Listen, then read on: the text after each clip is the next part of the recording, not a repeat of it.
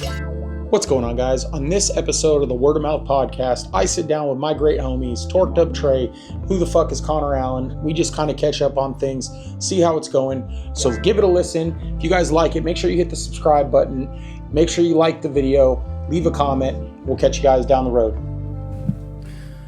All right, boys. We've got the Southside Crew together. I'm sitting here with TorquedUpTrey and Who the Fuck is Connor Allen. Who is Connor Allen? Right. I don't even know. Bro, how are you going to give me a koozie and not give me a beer to go with it?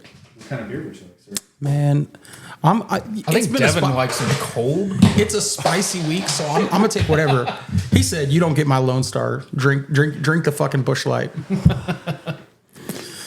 Well, boys. Man. So what's up? I got to hear the story on the school bus finger bang band. Oh, church. What is it called? The church bus finger bang. Yeah, church bus finger bang.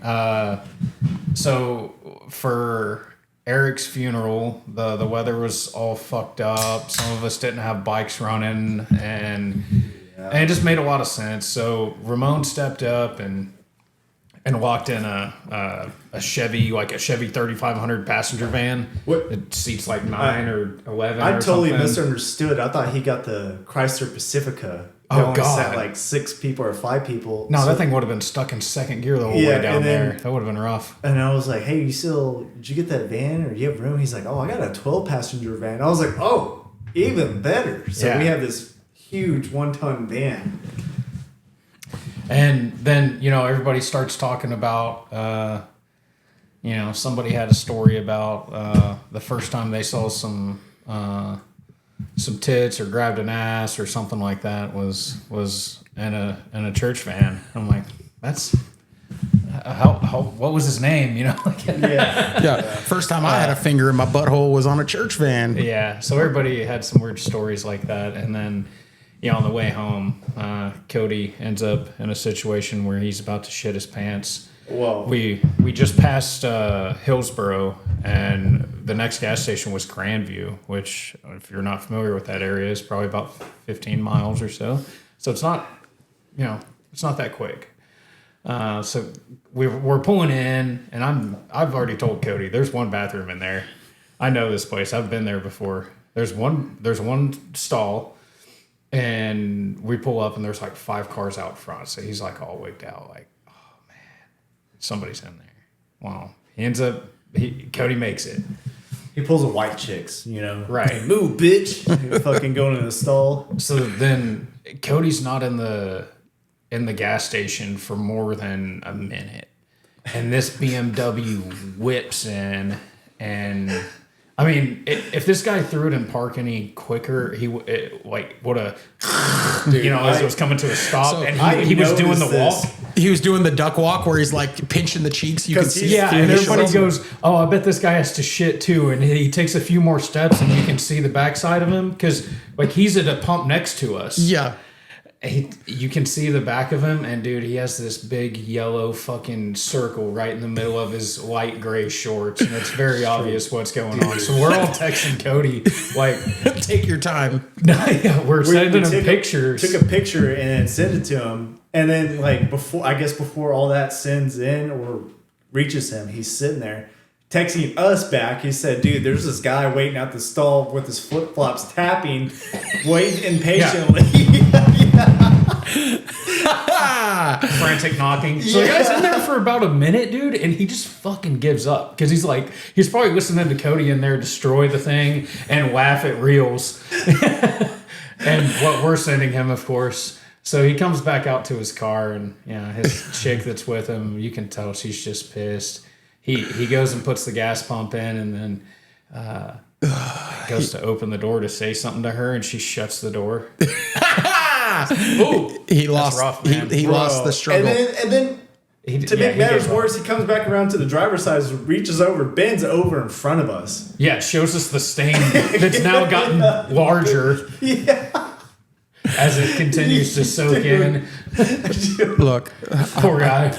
R.I.P. to those boat shorts. Oh, yeah, and his fucking white leather BMW seats too. It was just so hilarious of what the situation was going on, because Cody was like, well, because let's go back a little, like 15 minutes before that, or maybe 10.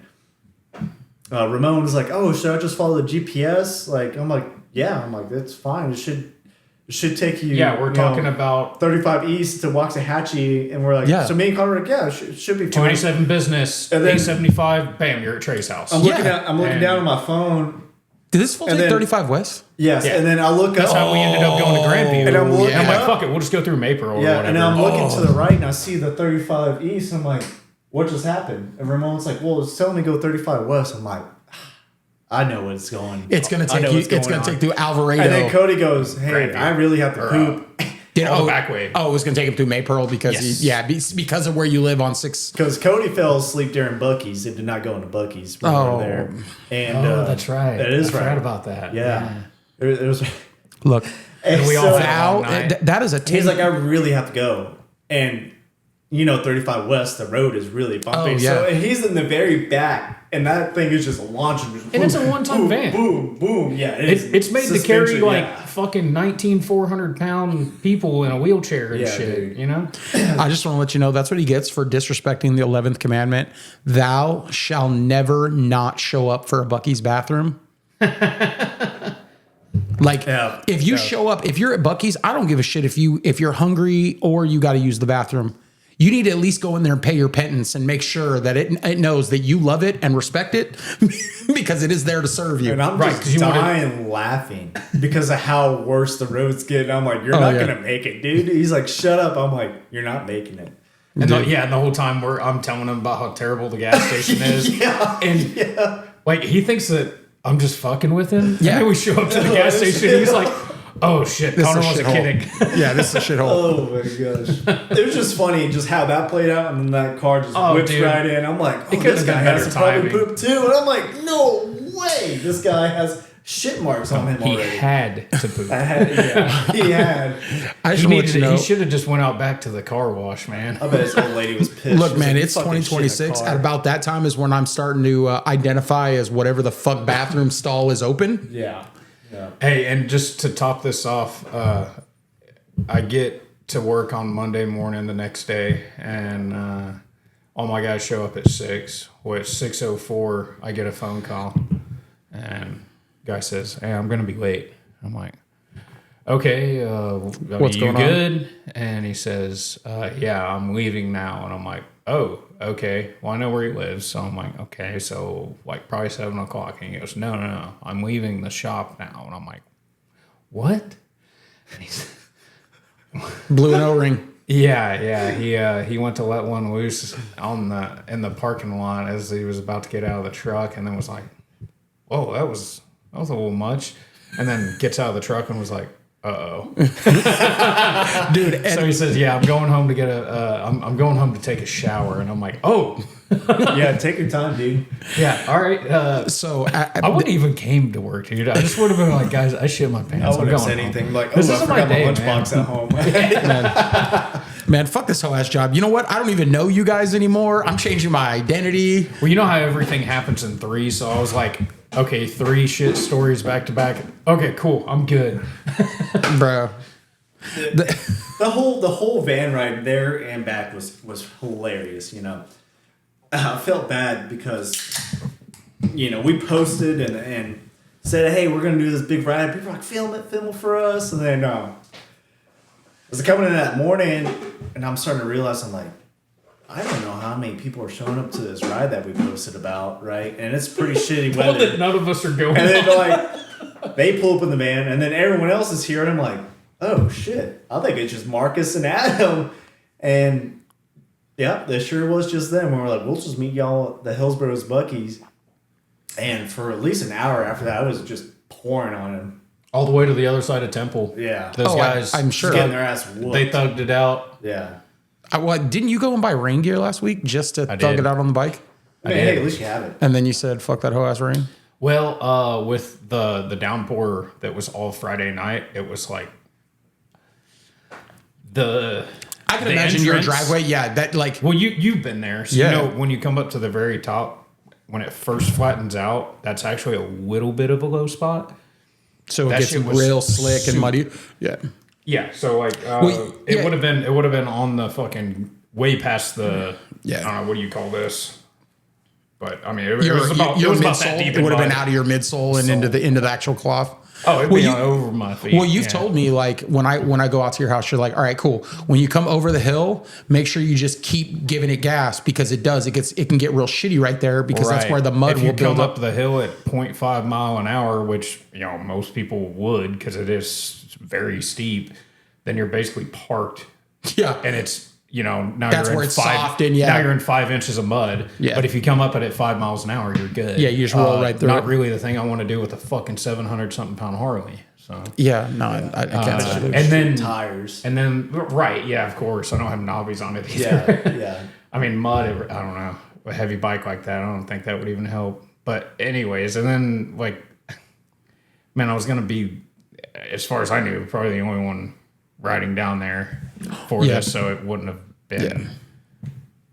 How was the bike turnout for the memorial? Man, when we got down there, for everybody south of Temple, Waco, like they had a beautiful day, start to finish down there, it was weather-wise. in Austin the whole time. I'm sure. There. It was really so nice. there was. I mean, a little hot, but there was quite a turnout there. It was good to see. Probably about 300 people, 400 people. Yeah. That was a huge church venue. So I want to say we filled up probably, and everybody was thick as thieves, packed in on the front row too. We probably filled up half that place. Yeah. Wow. So that was pretty cool. Good turnout. I mean, he was a really good dude. So I mean, he touched a lot of people. So I'm glad to see that a lot of people were able to come out. I mean, as you guys know, I wish I could have gone, but I had some guests that were at my house, and I didn't really want to be the guy that's like, in true Eric spirit, I was going to be like, all right, get the fuck out. I got shit to do. Yeah. Hey, not seeing y'all got to leave. I know you've been on the road for about a month now, but you got to get the fuck out. Yeah, I already felt like a jackass. Like I was telling you guys before this. I went and did a podcast with Jace the night before. They show up at my house. I give them, hand them off to my wife, and that's even my wife was being kind of like talking a little shit. She's like, her and Sydney and Harley were like, yeah, man, great dinner. Thanks, Sherry. You missed out since I literally, by the time I got home from the podcast, they were asleep. So I didn't even see him Thursday night. And then I was supposed to go to work on Friday, and I was like, yeah, you know what? I'm not going to do that. Yeah. Because I just didn't want to be that guy. So I took off Friday, and then I didn't know what their game plan was for Saturday. And they were like, man, we really haven't got to see Dallas very much. I took them on Friday a little bit. We went to Strokers. Just they had never been there. I wanted her to be able to see it. Harley had been there, but then kind of just whipped around, took them to a couple different spots. And then, just had a good time. Went and did 635. I did some rollers for them on 635. And then we were going to go to Vincent's taco shop, but I didn't know originally. I didn't think he was going because he told me he wasn't going. And then I called him. We were going to head over there, and then he left. So we just ended up going to dinner and hanging out, man. Got to get to know Harley. I'd met him on social media, but I'd never really seen him in person. I don't know him at all. So actually he used to be partners with Ryan Martin from RPM. Oh. Yeah. So he's been around for a long time. Okay. He just didn't have a performance Harley because he was doing Big Wheel stuff with Ryan. Mm-hmm. And Did then he bring the motor down for that one guy? Was that him or was that Ryan? Man, so I didn't see who brought the motor, but it probably was him, honestly. Because I know if I remember, it was Ryan from RPM that brought the motor. Yeah, I think that's right. Yeah. Good dude. His dad was a big motorcycle guy. He's been around motorcycles all his life, and he's a good dude, man. Like him. And then we knew Sydney. Sydney's been around for a minute. So I mean, her and Sherry got along in the times they've been around each other. So it was cool, man. It was nice to be able to get to know somebody on a real one-to-one level that you don't outside an event where it's not like just Instagram. Exactly. There's plenty of guys that we all talk to just the Instagram. There was one guy in Austin. He's like, "Hey, you're Trey." And I'm like, "Oh yeah, I remember that. Who are you?" Yeah. He's like, "I'm so and so." I was like, "Hey man, I'm going to the bathroom. I'll come back and talk to you." And then you can imagine what happened next. Yeah. Then I didn't see him and talk to him right after that. I mean, and it's not. I get it. It's weird, Trey. The more you do this stuff, the more you go places and people walk up to you. It is still kind of a surreal feeling when someone walks up. You're like, man, I'm just a regular guy. We're not celebrities, dude. Don't ask me to sign something because that's not worth anything. Yeah, like, hey, dog, I'm not that cool. Yeah. I just But yeah, no. So it was good. Like, and then it was kind of cool. On his trip, he went and saw Steve, SS Steve, who was at the Polar Ride that we know. He's always trying to get me to go out to Florida. Sorry, I didn't mean to cut you off. He's staying here. Steve's gonna stay here. Yeah. See, so that's the kind of thing. So one of the things about this, like, Harley and Sydney told me that Steve opened up his house to him. They stayed at his house on the trip. He had a shop. He had to do some maintenance on his bike. He let him use his shop. And then Steve posted the other day that he's going on his trip, and he was like, hey, I'm going to be in Illinois on these days. You know, do I know anyone up there? And I felt good because I was able to connect him with Leo. Leo's good. He's going to actually be in Colorado, but he's going to open his house and let Steve stay there. So that's why, like, to me, it's just as important being there for these people within this little community that we have. You know, because our job within the community is to help connect people, right? Leo doesn't know Steve, but Leo trusts us and knows us, and I know Steve. So you know what? Right. I'm not gonna vouch for anybody that I don't fuck with like that. Yeah. You know what I mean? So I thought that was cool. You know, I don't know how much you guys talk to Leo. I still talk to him all the time. Like, that's the homie, dude. Probably a couple times a week. Right? Exactly. Like, he is the fucking homie. I'm actually sad he's going to be in Colorado, but the other side of the state when I'm going through on my way to Born Free. They're disconnected, man. They're going to go hiking and do nature shit. It's good. I think everyone needs it right now. Dude, yeah, you ain't lying. Past week, social media, it's been dog shit. Bro, yeah. Tired of seeing it. Right? You know, and I don't think I helped my cause this week, you know, with everything going on. Then I go and fucking put myself balls deep in some fucking social political shit. But, you know, the thing about that is, and this is the only thing I'll say on it, you know, at the end of the day, someone lost their life. It sucks. And I don't wish that on anyone. So anybody celebrating somebody getting killed, there's something wrong with you. If you're excited about another kid going to prison for 35 years, that's not something to be happy about. At the end of the day, two fucking dumb kids' life are now ruined because of a fucking seat. Like, was it that serious? Does it really matter? The problem is we're in a society where ego drives people on some shit. And, you know, we were talking about before this, you know, people are friends and they get in arguments or they have hurt feelings and they don't talk, right? And then you have something like Eric's situation happen, right? Is that how you want to remember the last time I had a talk with, say, Trey? Us fighting over something that's trivial that doesn't fucking matter? Mm-hmm. So, and that's how I feel about this whole situation with these two kids. Man, at the end of the day, you got a kid, whether he's being a jackass or not, it's fucking rainy and he's looking for a piece of shade. Just be a fucking decent human being. And you know what? Maybe he acts like an asshole anyways, but you know what? At some point, you're going to do that to the right person and you're going to extend the olive branch. And you know what? You may make a friend for life. So fuck it. It's a piece of fucking bleacher bench. So I'll get off my soapbox on that, but that's my only thing. I feel bad because there's been a lot of wild shit about that. You know, yes, the kid should go to prison. Yes, actions have consequences, but on the same token, two kids' lives being ruined is not something that anybody should be excited for. No, yeah, go get really a job, think dude. anybody Go is. fucking mind your own fucking business. I think both sides are trying to. I don't know, you know how it is every time they politicize anything. Oh yeah, people just want to get riled up about something. You know, the people that put this on the news and that get loud about it and make it about racism or whatever the fuck you want it to be about, they don't give a fuck about either one of these kids. They have an agenda. Yeah. Yeah. And it's to divide us all. And that's the sad part, you know, the fact that when we're fighting about this stupid fucking incident that shouldn't even be on the news. Yeah. It's, you know, it divides everybody, and now everybody's distracted, makes you weak as a society, right. Blah, blah, blah. People start trying to justify shit that like doesn't make sense. Like, man, I saw not even related at all. Dude, I saw some wild shit. When you start seeing people protesting like the only good white person is a dead white person, I'm like, how the fuck does that have anything to do with this? Like, idiots, dude. What are you talking about? And then like, yeah, man. And then you got you got the instigators that are down there talking about dudes chimping and like putting it on the internet in front of their face. Like, come on, bro. Like, what are we doing? It's been pretty wild.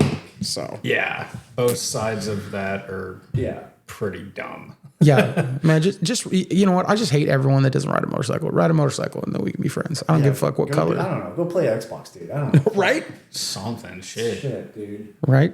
Be if you're gonna be a fucking degenerate, be a good one. Just watch some porn or something. The last place I want to be is at a fucking hospital, a courthouse, a government building, any of that shit, and you want to fucking be there in your free time, you're a fucking loser. Dude, Trey, right? Anyone that's if it's not your job, you're a fucking loser.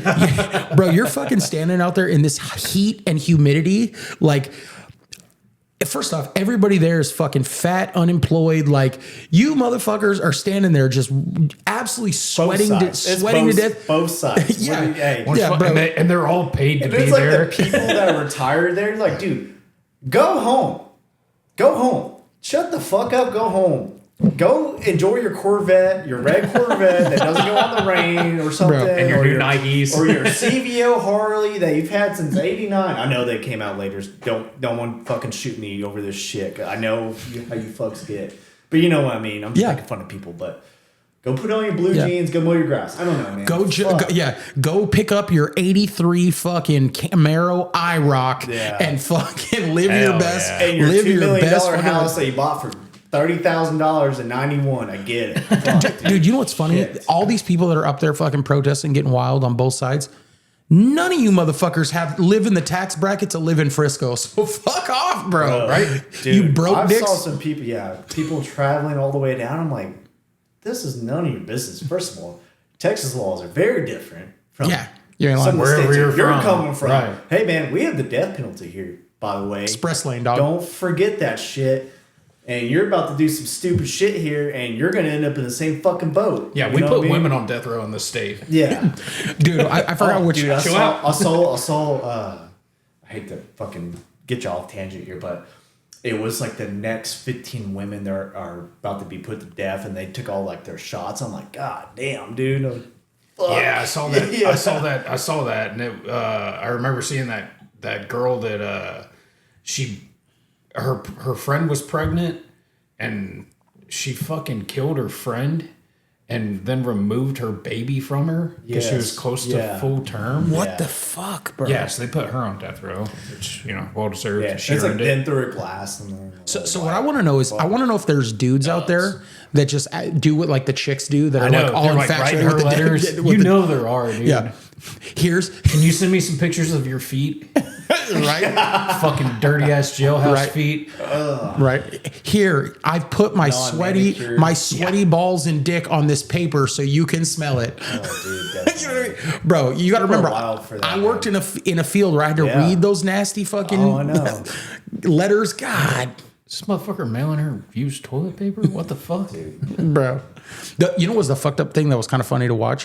When you'd watch an inmate write the same letter to 6 chicks. Oh, yeah. And he sends them out at the same time, and it's always like, hey, honey, you are the light of my world. I love you. I can't see myself living without you. Please make sure that you put my name and prison number on the check that you send. Yeah, for a commissary. That's and these fucking women fall for it. Yeah, dude. I wonder how many of those women in prison have an OnlyFans that they're like, got a cell phone they smuggled in, or bro, you don't prison see fans. Don't act like you don't see that shit on Facebook. They have those groups, like literally. I don't know why this happens on Facebook in my feed. It'll bring up groups like all of a sudden I'll be scrolling and I'm like, why is it sending me 40-year-old singles in like South Carolina? Why is this in my feed? And I'm always wondering, like, I got one the other day that was like poly couples of North Texas. I'm like, what the fuck? I love that shit. You go to the comments, it's like, why am I here? How did my algorithm pull this in? I'm always worried about that because that shit always comes up like, here come the Devontae comments. It'll always be black women looking for white men. and I'm like scrolling. I'm just so terrified that as I'm scrolling, I'm going to accidentally like something like that and not know I liked it, so I don't unlike it. And then somebody scrolling through and they see my little bubble picture. Dude, it's like you're like, oh, Connor's a sick fuck, right. Bro. Between that and then it's always like I feel bad because Sherry we'll be sitting on the couch or something, and then I'm just doom scrolling on my phone, and all of a sudden it's like black women looking for white men, 40-year-old singles in South Carolina, prison pen pal. I'm like, I don't know why this is here, Sherry. I don't fucking know. I think it's because all my fucking loser friends look at hot chicks. I don't know. It hears our conversations and it thinks, oh, this is what this motherfucker's looking for. Yeah, because we made some stupid ass joke about it one day and our phones were listening. Yeah, the phone heard Devontae and they're like, oh, he likes black Devin's, chicks. Devin's black now. Yeah. Our phones are cooked. Now that I got these meta glasses, I'm even more cooked. Oh, fuck. Yeah, Oh, I forgot. dude. By the way, this whole thing's being recorded. Trey's POV. Yeah. Very awkward. I'm laying on the floor right now, guys. Yeah. I know this is audio only. Yeah, it's audio only. Trey's under the table looking at our crotches right now. Yeah, how's my gooch Super looking weird. today? Super weird. I comb my hair, by the way. Hey, I do like these meta glasses though. They're pretty sick. Dude, I bet. These are the new versions, the Gen 2s. The 2s. Yeah. And it sounds great. I actually got to try out the translation on a run with a lady that only spoke Spanish.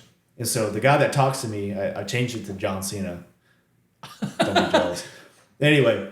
Did he have a Hispanic accent when he was translating? But it's okay. live translating to my ear. But also, you could turn around your phone, and as you're talking to them, it translates back to them. Oh, that's Oh, cool. shit. And it's quite a bit of languages right now. So with FIFA going on right now, it's going to be really helpful because I don't know what the fuck a Japanese man's going to say to me. I'm like, Yeah, there's no I telling. don't get it.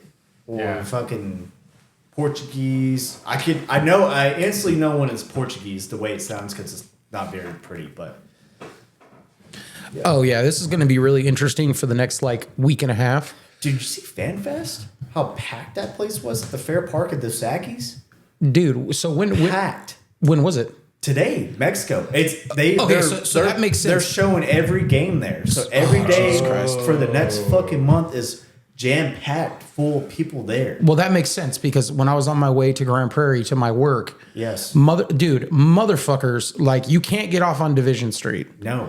I have to get off on Abrams and Yes. go the back way, and literally I saw 4 accidents this morning because apparently nobody knows how to fucking drive. Every park, Texas Live. Oh yeah, it's a wrap. It's a wrap. Every They're big all event showing it. center.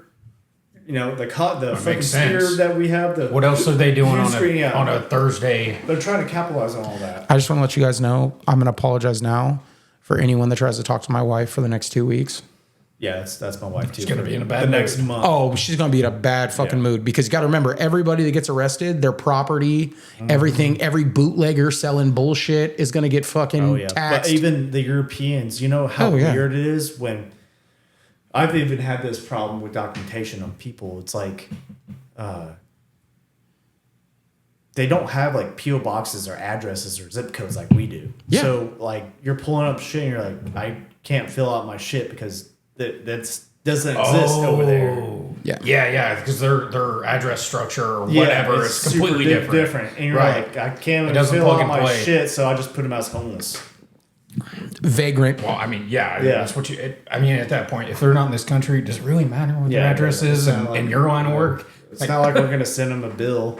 Yeah, Right. right? I mean, They're gonna be like, what the how's fuck? that work? Yeah.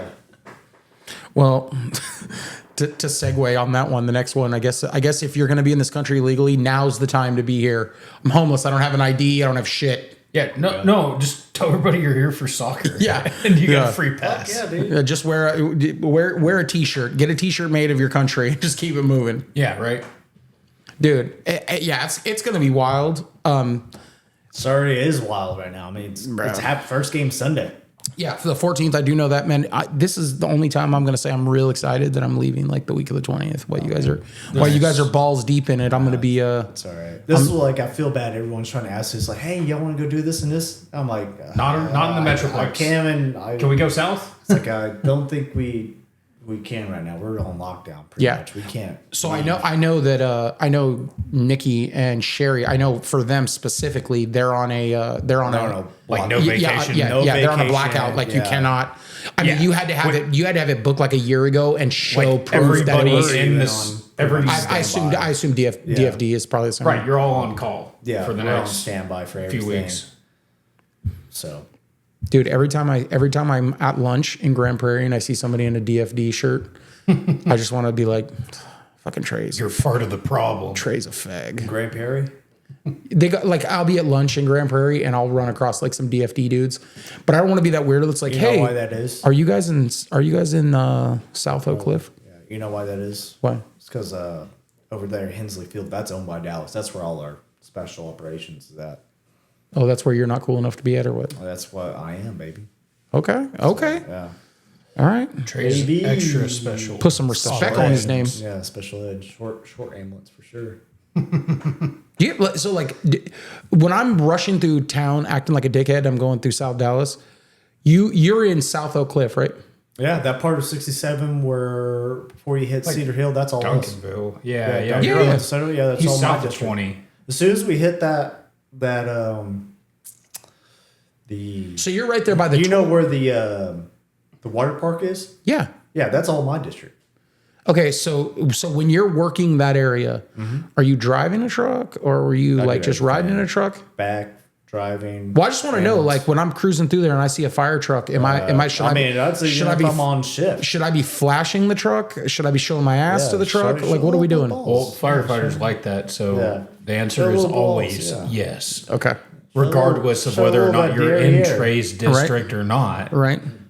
Yeah, every time I'm leaving Midlothian and I'm getting ready to hit 287 and I pass by the fire station right there and I see a fire truck pulling out or I see like one of the captain's trucks. I always think I'm like, need to show him a little thigh, Yeah. get him excited.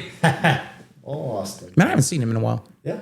Yeah, Between firefighter and selling real estate, this motherfucker's making all the money. I'm in the wrong business, He's rich, man. right? Hide the money, y'all. And you, Connor, what you been up to, man? man, just I don't know, just laying low, really, working Working. and just trying to clean up all my bullshit and get rid of things and. That's him low key sliding. downsize. That's low key him throwing a little shade because I have my wife's broken car at his house. He's like, yeah, I'm just I fucking forgot about that. trying to see. That's We already trying to get rid of shit. We already got That's rid the of problem. it, dude. That's Hey, how many cars I have. That's like, oh yeah, fuck. Devin's had a car parked at my house for the last Like 4 months or something. Yeah, shit. I think it's been like It's a been a month, couple month and a months, half, probably. yeah. Month and a half. What you don't know is we're trying to save up and buy K trucks, you know? Bro. If We're gonna have a bunch of old body style Fords and K trucks. That's it, dude. Fuck Dude. these new stuff. Dude, I'm not even gonna lie. Connor, I have to figure out what to do with that car. And part of me is like, man, I think we just rent a tractor and we bury it and you make a jump out of it for your side by side. I mean, I'm totally open to us all pitching in, filling it with tannerite, and bringing ARs Yeah, out just there blowing the and shit just out of it, blowing dude. that That'd be cool. motherfucker up. Oh, I'm okay with that. I'm 100% We okay can with take that. it out It'll back be in like, the pasture. Tropical and- Thunder or Tropic Thunder. He's like, big ass titties. And boom. Yes. Right. Yeah. So, of course, first I would probably take a Sawzall and cut the catalytic converter off and get the aluminum wheels off of it for scrap, and then absolutely blow the fuck up. We did say that in the van. Yeah. What'd you We say? did say that. That you're about gonna blow, this. that you're gonna blow But a this car is up? premeditated. Okay. So we beamed this into your mind. So you brought it up first. Manifested We- it. You guys manifested it out of me. You're like, we're gonna Yeah, blow. we were talking about blowing up cars with tannerite. Yeah. And it's very convenient. Specifically yours. Why do I feel that happened? Because Trent was involved. As soon as you said talking about blowing things up, I was like, oh, Trent was there. Yep, that makes sense. Oh, yeah. That tracks. Be honest, I love Trent. I'm trying to figure out who brought that up. honestly. I love Trent, so I'm going to say this: if anyone in our group, if somebody came in to like knocked on your door and was like, "Hey, we'd like to ask you about your friend," and you found out they were on a watch list, tell me you wouldn't think it would be Trent, I don't know who Trent think is, so I don't know what you're talking about. right?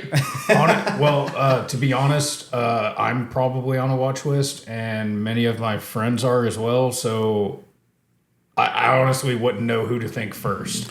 Man, And I'm not saying that he would or would not be somebody I think of. I don't know who you're talking about. So I definitely think if anyone, Trent would be on one, and then second behind him, I wouldn't think you'd be on a watch list. I think you're funny, but I don't think you do anything. I don't think that you would be the type that would be trying to form a militia. Second would be Dewson. I think Dutson first and then Trent. I think Dudson would be the person that would get himself on a watch list first. That's probably true. No, as far as like somebody that's actually trying to start or organize a militia. Again, I have too many friends that would definitely be there. So this podcast is going to get me a knock on my you're door. already cooked, dude. This is not even about motorcycles. I don't think we barely talked about motorcycles this whole time. It was supposed to be about motorcycles. This is a motorcycle. This is about motorcycles? This is about Harleys. Who even fucking likes Harleys? It's all about Indians. I thought this was about getting finger banged on. Yeah, that's what I'm saying. This is school bus finger bang. Church bus finger bang. Rated T for teen. Oh, dude, you should have heard this chick in the fucking first restaurant we were in Austin. Oh, yeah, she walks up right behind me, and this is after we got our food and stuff, and drinks and all. Yeah. I've got a mouthful of food, and I almost choked. She comes up, and she's right behind me when she says this. She goes, "Are y'all like a band or racers?" And I was, at first, I kind of almost heard racist. And then, as sure as Cody goes, "Well, yeah, as a matter of fact, we are a band of racists." And it doesn't help that we're all wearing black, or, we all have similar style of clothing, but a couple people have their heads shaved. It was pretty hilarious. So that was the fucking running joke for the rest of the week. It's like, we're a band of racists. In fact, we are a band of racists. So when I sent you that thing the other day, and I was like, "You didn't hear we started a band?" Okay, that context makes sense now. It makes sense, yeah. I thought it was all from the picture, but that makes much more sense. The racers part was funny. I was like, where did she get the racers part? Like, Coda, the track is right there, But we're all the way. And a couple of us had some motorcycle kind of related stuff on, so I guess that's fair. I mean, I understand how she would think either way, but the fact that I heard Band of Racists, and then before I could even get it out, it's getting fucking echoed down the other end of the table. She was kind of embarrassed. Yeah, it was pretty funny. All 9 of us, and it's us chirping. I'm sure it wasn't the most comfortable situation. But yeah, we're like, well, as a matter of fact. And then she was like, "Whoa, what did I just get into?" You can tell we all made her a little uncomfortable. Yeah. It's all right. I tipped well, so should make up for it. Did you show her your origami? Yes. Right.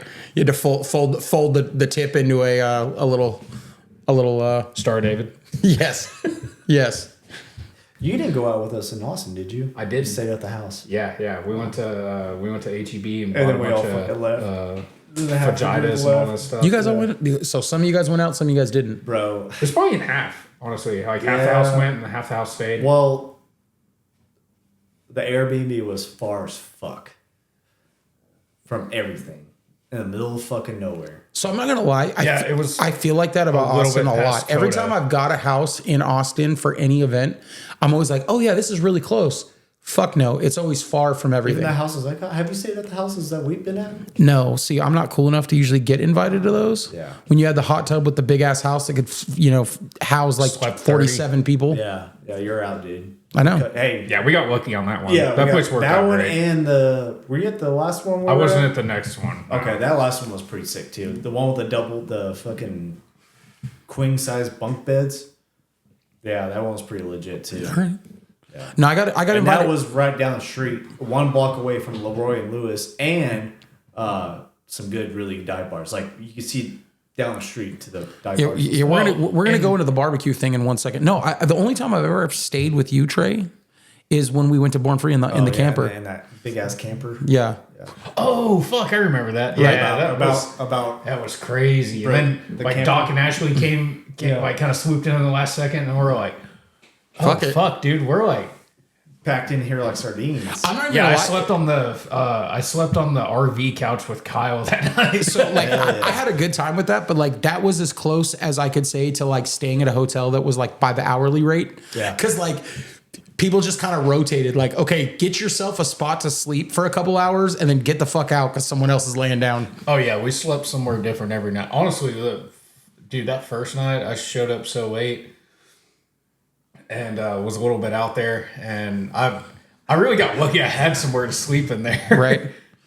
I still feel like we packed it like sardines, but dude, hey, but Trey's a great host, bro. Like this is the dude that literally cooks at that kind of shit. And like I remember you had the chili there for like 2 days, and you're just like, if you walked in, you're like, oh, have you eaten anything? I got food here. You guys can have some food if you want some food. And like everyone's just running around. It was like, man, just walk in, munch on something, and keep it moving. Yeah. Well, and man, in Cody's defense, he looked up, Airbnbs in Austin, went through and was like, okay, fucking garage, rear entry, like as a whole, the house had everything, and like fucking booked it. And then we're on the way there, and he's like, God, where the fuck is this place? And he's looking it up, and he's like, what the fuck? They literally took us an hour almost to get from it was 45 minutes from to the other side, because it was the airport.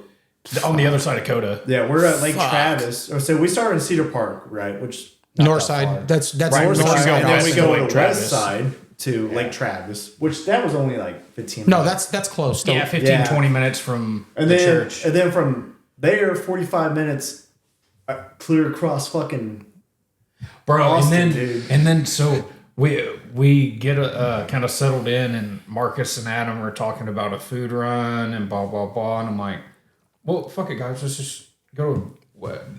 Ramon pulls up Walmart and like just hits go again, probably like the same way that Cody booked the Airbnb that was kind of out there. Yeah. Just typed in Walmart and went go on the GPS, and we start driving there, and we're like, dude, it's been like 20 minutes. Where the fuck are we going? Dude, and then we were like 5 miles from the Walmart, and it literally had us driving by an HEB, and I was like, whoa, fuck this, pull in there, yeah, dude. HEB, yeah, fuck Walmart. Yeah, bro, bro, it was like you're in Central Texas, baby. Buc-ee's and HEB are the only places you could have lived on. It was the tiniest shithole HEB I've ever been to. I thought we were in Corsicana for a minute, but hey, you know what? It is what it is. Done. Yeah. We went and got some steaks, some chicken, some tortillas, the old HEB butter tortillas. And I think as soon as they left, that's probably when y'all called an Uber. The rest 6 of us were like, yeah, because it was going out. It was like 8:45 when by the time that everybody had like brought their bag inside. Yeah. Well, we didn't have enough fucking beds either. Well, I think a lot of it was we were kind of dumb. Because the next morning, I went up and looked, and it's like, oh, like everybody's. Well, Cody. We should have been two people to a bed. Dude. Yeah. We should have been 2 people to a bed, but. Well, I was looking around. Well, there was definitely not enough beds because me and you definitely didn't have a bed, and I thought the pull-out couch was a pull-out couch until I went to go make it, and I ripped out the whole middle, and I was like, "There's nothing this here ain't now." a fucking pull-out couch, and I put it back together. I was like, all right. Well, I was probably the last person to say that they were gonna stay the night, because originally I kind of planned on having to work the next morning at 5 a.m. in Dallas, so obviously not gonna sleep in Austin. So I squeezed out of that, and I fully planned on being the person to sleep on the floor because I'm like totally last minute in here. So I had my my camping mattress set up, pillow, sleeping bag. I had all my shit ready to go. So I was totally fine with sleeping in the kitchen on the floor. I slept like a fucking I had like baby. extra curtains in the fucking pantry or something, and I slept. Yeah, dude, I thought you were in a shower curtain. I was like, what the fuck is going on? I don't know if it was like a display bed or something like that, but that's why I slept. So that's another thing, like, man, so I'm glad that everyone had a spot to go, but like I said, that was another thing. Not only did I have someone in my house, but like I'm getting ready to go on this trip for 9 days. It's like 4,000 miles. I'm going to where gas is like $7 a gallon. Yeah. I have to do a little bit of maintenance on my bike before the trip. So like it's going to be really pricey. So I'm trying to watch like how much money I spend right now. And I know if I go out with you fucks between the house and typically I know you said that you guys drinking 19 Jaeger bombs, right? Like shit can get wild real fast. And then I was like, especially how some guys love to be like, oh, what's the name on that? Yeah, Devin. My name's Devin. Oh Jesus, dude. Yeah. I've felt that too many times. When Rusty and those guys came to town, and it's only Jaden that does that. By the way, thank you. Yeah, right. I'm gonna start saying I'm gonna fucking start doing that back to Jaden. When Rusty go to cold beer, and I have like fucking 3 beers, and then I'm like, what the fuck? What do you mean it's like $70, Rodney? Yeah. And he's like, shows me a tab, and I'm like, I look at it, I'm like, fucking Jaden. Well, whatever. Yeah. I'll get him next time. Piece of shit. Right.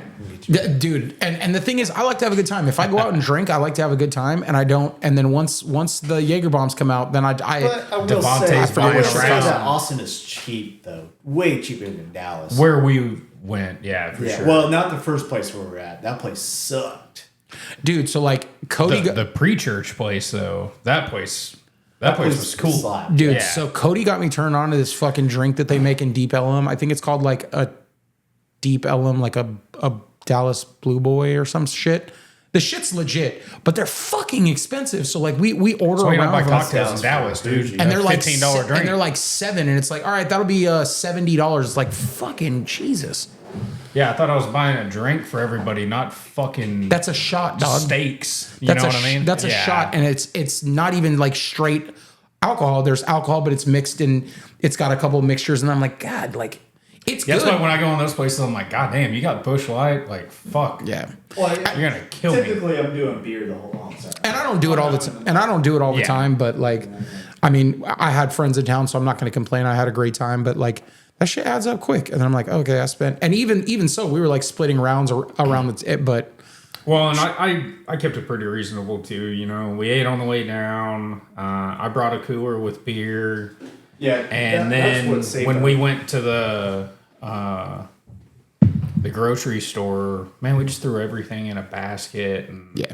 I mean, I brought $100 cash with me, and I think I threw Marcus like $60 towards the whole basket of shit. Yeah. And then I gave Ramon some cash for gas, and then bought him breakfast one time. Yeah. So like in the grand scheme of things, I don't know. I've Well, spent and, a couple $100, and that's the not thing, anything. and that's the thing too. Like I didn't, outrageous. because I didn't coordinate with anybody on like where still- they were staying. I didn't also like want to push my way into Well, somebody's house. And no, and if you guys were already packed in there, I kind of We were like, the only ones with the house. The other guys were getting a hotel each night. They didn't know where they were staying.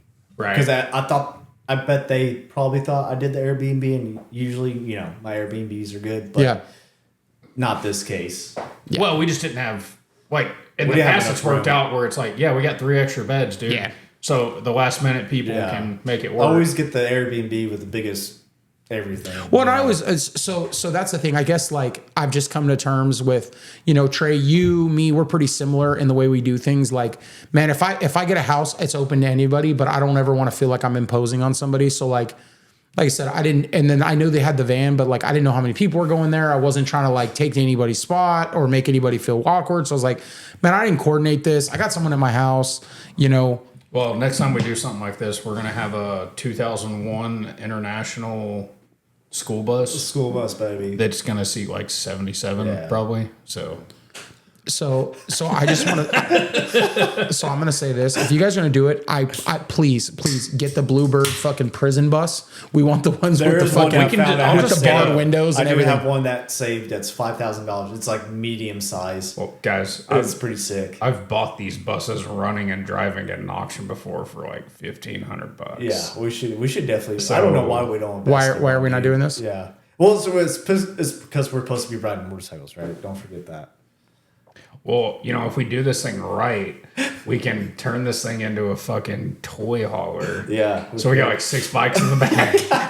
Like Right. fucking all our touring bikes, fucking bunk beds. TVs, and all. fucking yeah. Sleeping We're playing on the way Xbox on the Yeah. way down. All Pastor Ramon's driving us. Look, dude, I thought you guys. Yeah, Ramon doesn't ride a motorcycle anymore. Just fucking put Just him in the register bus. this thing as the fucking Bitch, just drive the bus. motorhome. Drive the bus, dog. We need somewhere to sleep. We'll just register it as a motorhome, and then any of us can drive it without CDLs. Right. So two things from this. One, I'm glad you brought this up that we all suck and don't ride motorcycles enough. And secondly, you mentioned Leroy and Lewis, and I want to know why we got to make a comeback of the barbecue boys. What's up? We have not gone to barbecue in close to 2 years together. That's true. No, we went a couple months ago, but that was just me and you. Oh, That's just you and me. Yeah, Trey's a faggot. He didn't The go. barbecue boys. It also sucks when I get off certain mornings and it's Friday and I'm like, God damn, I'm tired. Last thing I want to do is go ride. Yeah, go have fun and ride motorcycles and eat awesome barbecue. That sucks. So you get off and you don't want to ride? That's probably why we never did it. Don't want to ride no more. Over Well, 24-hour shift as a firefighter. He's done a lot of riding. Yeah, a lot of riding. He's worn out. Yeah. No, I'm just playing with y'all. Riding them poles, dog. No, there's some new spots I definitely want to go to that we haven't been. So Because it's been long enough. what is your top 5 barbecue spots that you want to hit that you haven't hit? What's that? Look The at map, Khalifa, honestly. the Khalafi, the halal one. Oh, yeah. Yeah, pretty good. I've heard of I've it. seen good stuff about it. I would like to go do the new B4 spot. That'd be cool. Up in Rome. Yeah, I was saying Rome. Rome. I'm not gonna say who. Man, I love B4. I haven't been in a minute. Nolan and Emily are awesome. Yeah. I still tell I've had better barbecue. They're still my favorite spot. Yeah. Man, I had somebody that went recently that had a bad experience and just was like disappointed. I can't believe that. Yeah, I heard that too, and I was like blown away because we went the next day and it was just like it always is. Man, Yeah. it's always that place always hits. Yeah, I don't know. So I don't know what happened. All right. I mean, look, man, Jordan missed shots and sometimes barbecue. I've had barbecue at places that I really love. I'm going to say this out. I'll throw this out here. Panther City is is on like my probably top 10 favorite barbecue spots. Yet. You've never been in Panther City? been Dude, to that's Panther Marcus's City. favorite No, spot. I haven't been either. We need to What? We need to make that Dude, I don't go to Fort Worth enough. To What? Yeah, I don't ever I've never really done the Fort Worth Really? barbecue. No. Dude, Fort Worth is so much better to go do anything in than Dallas. It really is. Yeah, I'm just a fast paced kind of guy. We're gonna it's just pretend Dallas you didn't say that. We don't. Fucking dude, try to go anywhere north of SMU on a Saturday at 1 o'clock. It sucks. Yeah, I'm good on that. Bro, you can cruise into Fort Worth anytime, and there's a little bit of traffic and shit, but Yeah, I haven't done a Panther City or really the Fort Worth size, and I haven't done the mid cities barbecue stuff either. Dude. I haven't been to Zavala's or anything like that. Oh, dude. Danes. Man, so I'm pretty spoiled because literally working on Main Street in Grand Prairie, I'm literally like 2 miles from fucking Zavala's. Were you talking about the other day? I like all his stuff. All his cooking stuff, man. I really do. I did it. Yeah, his distro spot is on Main Street, just down the street. It's actually pretty cool. But Leroy and Lewis, man, I will say it's probably one of the most unique barbecue experiences I ever had. It's because everyone there's also a chef. Yeah. So everything's like really elevated. Oh, yeah. If that makes sense. 100%. And I get the number one spot that Burton Bean is that's real traditional Texas barbecue. Tex-Mex. Yeah, don't Texas get me style wrong. barbecue. I It's love great. love that stuff. But Leroy and Lewis is definitely a unique barbecue, Texas barbecue experience. Man, okay, so you've got a couple there that I think we need to make happen. Any more on the list that you want to make sure that you hit up here soon? I don't know, man. Just Nothing. wing it. Yeah, just kind of winging it. All right. Connor, you got any that you're wanting to hit? Actually, let me go look on my phone. Yeah, we got to get the list out. Yeah, that's what I'm doing because I have I have some saved. So, dude, you know what's one that I've been wanting to go to since I've lived in DFW and I haven't gone. I always look at it and it looks great. Just I never end up going, and then when I think about going, I don't have anyone that wants to go, so I just don't go. I want to go to Vaqueros. Yeah, I haven't been to Vaqueros either. Dude, it looks fucking good. That would be a good one. But that one, they just opened up. Yeah, they're in Allen now, right? Yeah. I just pulled it up. So what's your go-to spot, Connor? What do you want to check out? Man, I really want to do Zavala's, but I mean, man, look at all the green dots on this map. Do you have them marked on your phone? Those aren't all barbecue places, but I fuck with it. Yeah, I need to go to Zavala's. Maybe that's what I need to do. Man, you know what? That's where we're missing the mark. When I see something that I need to looks create cool- the app that's literally just like quality barbecue spots, so people can download the app and then just be like, This is loudmouth approved. Just Yeah. wherever you're at. So what's cool about Google is you have like categories when you go to. So you look this place up, you save it, and you save it to whatever category you want. Yeah, you can make your But little flags. You can put notes in there too. So Really? you can put a note, or I guess you could change it to another category. You could have like want to go to barbecue spots and then spots you've been to, and then when you go there, you could go in and hear and like leave some notes about it. That way because man, when you go to 30 different places, they'll kind of start to run together, and you forget a lot of the things that stand out to you. So Jimenez in Lubbock, Texas.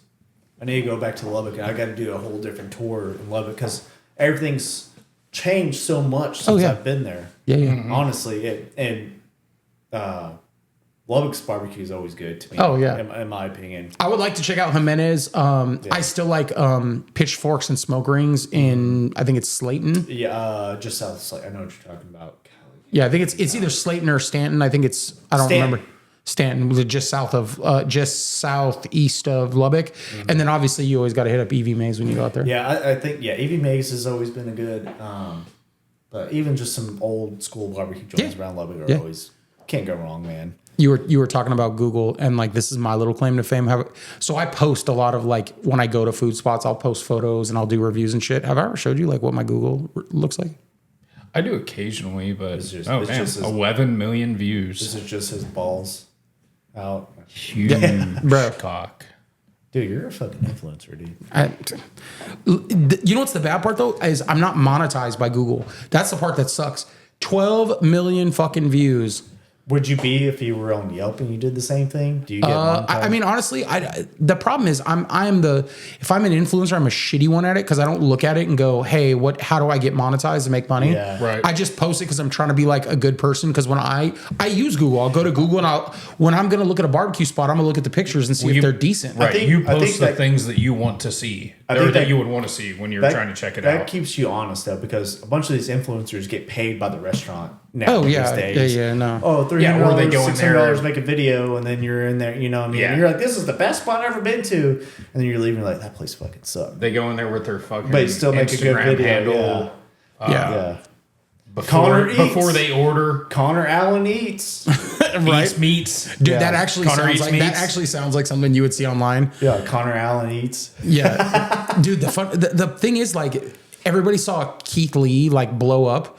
So I'm so tired on social media, like getting on, and all of a sudden it's everybody sitting in their car eating fucking food in the most awkward way possible. Yeah. Like, And a fucking to-go box spilling it all over themselves. And they're always shit. wearing a fucking white shirt, and I'm like, Jesus Christ, bro, the dude. funny part is like they're like, I'm gonna eat this chicken wing and I got this house sauce, and they like dip the air fucking down to their elbow into the sauce, and they're like, oh, and I'm like, bro, you don't even eat like that. What First the fuck of you all, doing? That shit's if you have to dip something in so much fucking sauce, it's not good. In and out, not good. I'm sorry, dude. If you fucking have to douse your shit in sauce, it's not good. Hold on, did you just shit on In and Out? I sure did. Animal style. Yeah, fucking. Man, I hate when. The last one I saw that comes to mind is that the guy that posted the reel where he's like, when you go to a gas station in Oak Cliff at night or whatever, and it's playing fucking like rap music from 2002. Well, so that guy has a following now, and then you go and see he's doing like food reviews and shit for all these places, and it's just these businesses that are just giving, hey man, I'll give you fucking $800 to put my shit on your page because you got all these followers and stuff now. Yeah. It's like, man, like, How can I do that? I want to do that. Bro, that's cool. I can't This guy sell made a myself funny on reel, that. and now people give a shit about his opinion on food. Oh, Like, I mean, what? Not that he made. that's like the log in. That dude's like, hey, if you need a payday loan, you need to come over and see my homies over here. I'm like, dude. oh, bro, Yeah, when sell that out, guy, sell somebody out. hit him up when he was in Dallas and was trying to get him to come to Bike Night one night, Isn't he from and he here? was like $500, and I'll pull up and it's like, eat shit, dude. Yeah, you're not that cool, dude. Bro. We For should us have to gotten hear to you pull say up just so lock we in. could fucking rob him. Yeah. I want your fucking Masonite fucking chain, bro. Give me that chain. Jesus Christ. And give me your Instagram login too. Right? That actually would have been funny. I'll be honest. As much as I fucking kicked in for a stupid VIP booth at the Polar Run, I probably would have kicked in for him to show up to bike night just so we could talk shit. I forget about that. Oh, I still don't know how me and Connor ended up giving that fool $100 a piece for like 20 minutes in a VIP, which was like at a shithole. What we is got it? We got it for that price because they were closing in 30 minutes. Yeah. They told us it was 500, but yours and my $100 each. Our $200 is probably what paid for that shit. Yeah, they probably got it for that. Fuck it. Oh well, we got 2 bottles of vodka out of it. Hey. I mean, that's not bad. No, That's not yeah, bad. I wouldn't. I mean, you know what's scary is the Polar Ride's about 6 months away. That's what the fuck I'm talking about, dog. Y'all gotta lock in. Bro, you ain't got to tell me to lock in. Dude. You already know. I'm just waiting until I'm going to do it again. I'm not going to say anything until January 1. But in December, somebody's going to talk that shit to me. You making a list while you're putting your lipstick on. Right? Right? Oh, and man. then here comes the fucking meme god. And like, then you got Born Free Cali in 2 weeks. yeah. And then Sturgis right around the corner, which I'm probably not going. Have you figured out what? I know you. It's been a while since we talked about it. Y'all were trying to plan. Obviously, you're not going to just ride to California, go to Born Free for 2 days, and then just fucking ride straight back. No. So what we're doing, what are y'all doing? so I leave on the 23rd, which is a Tuesday.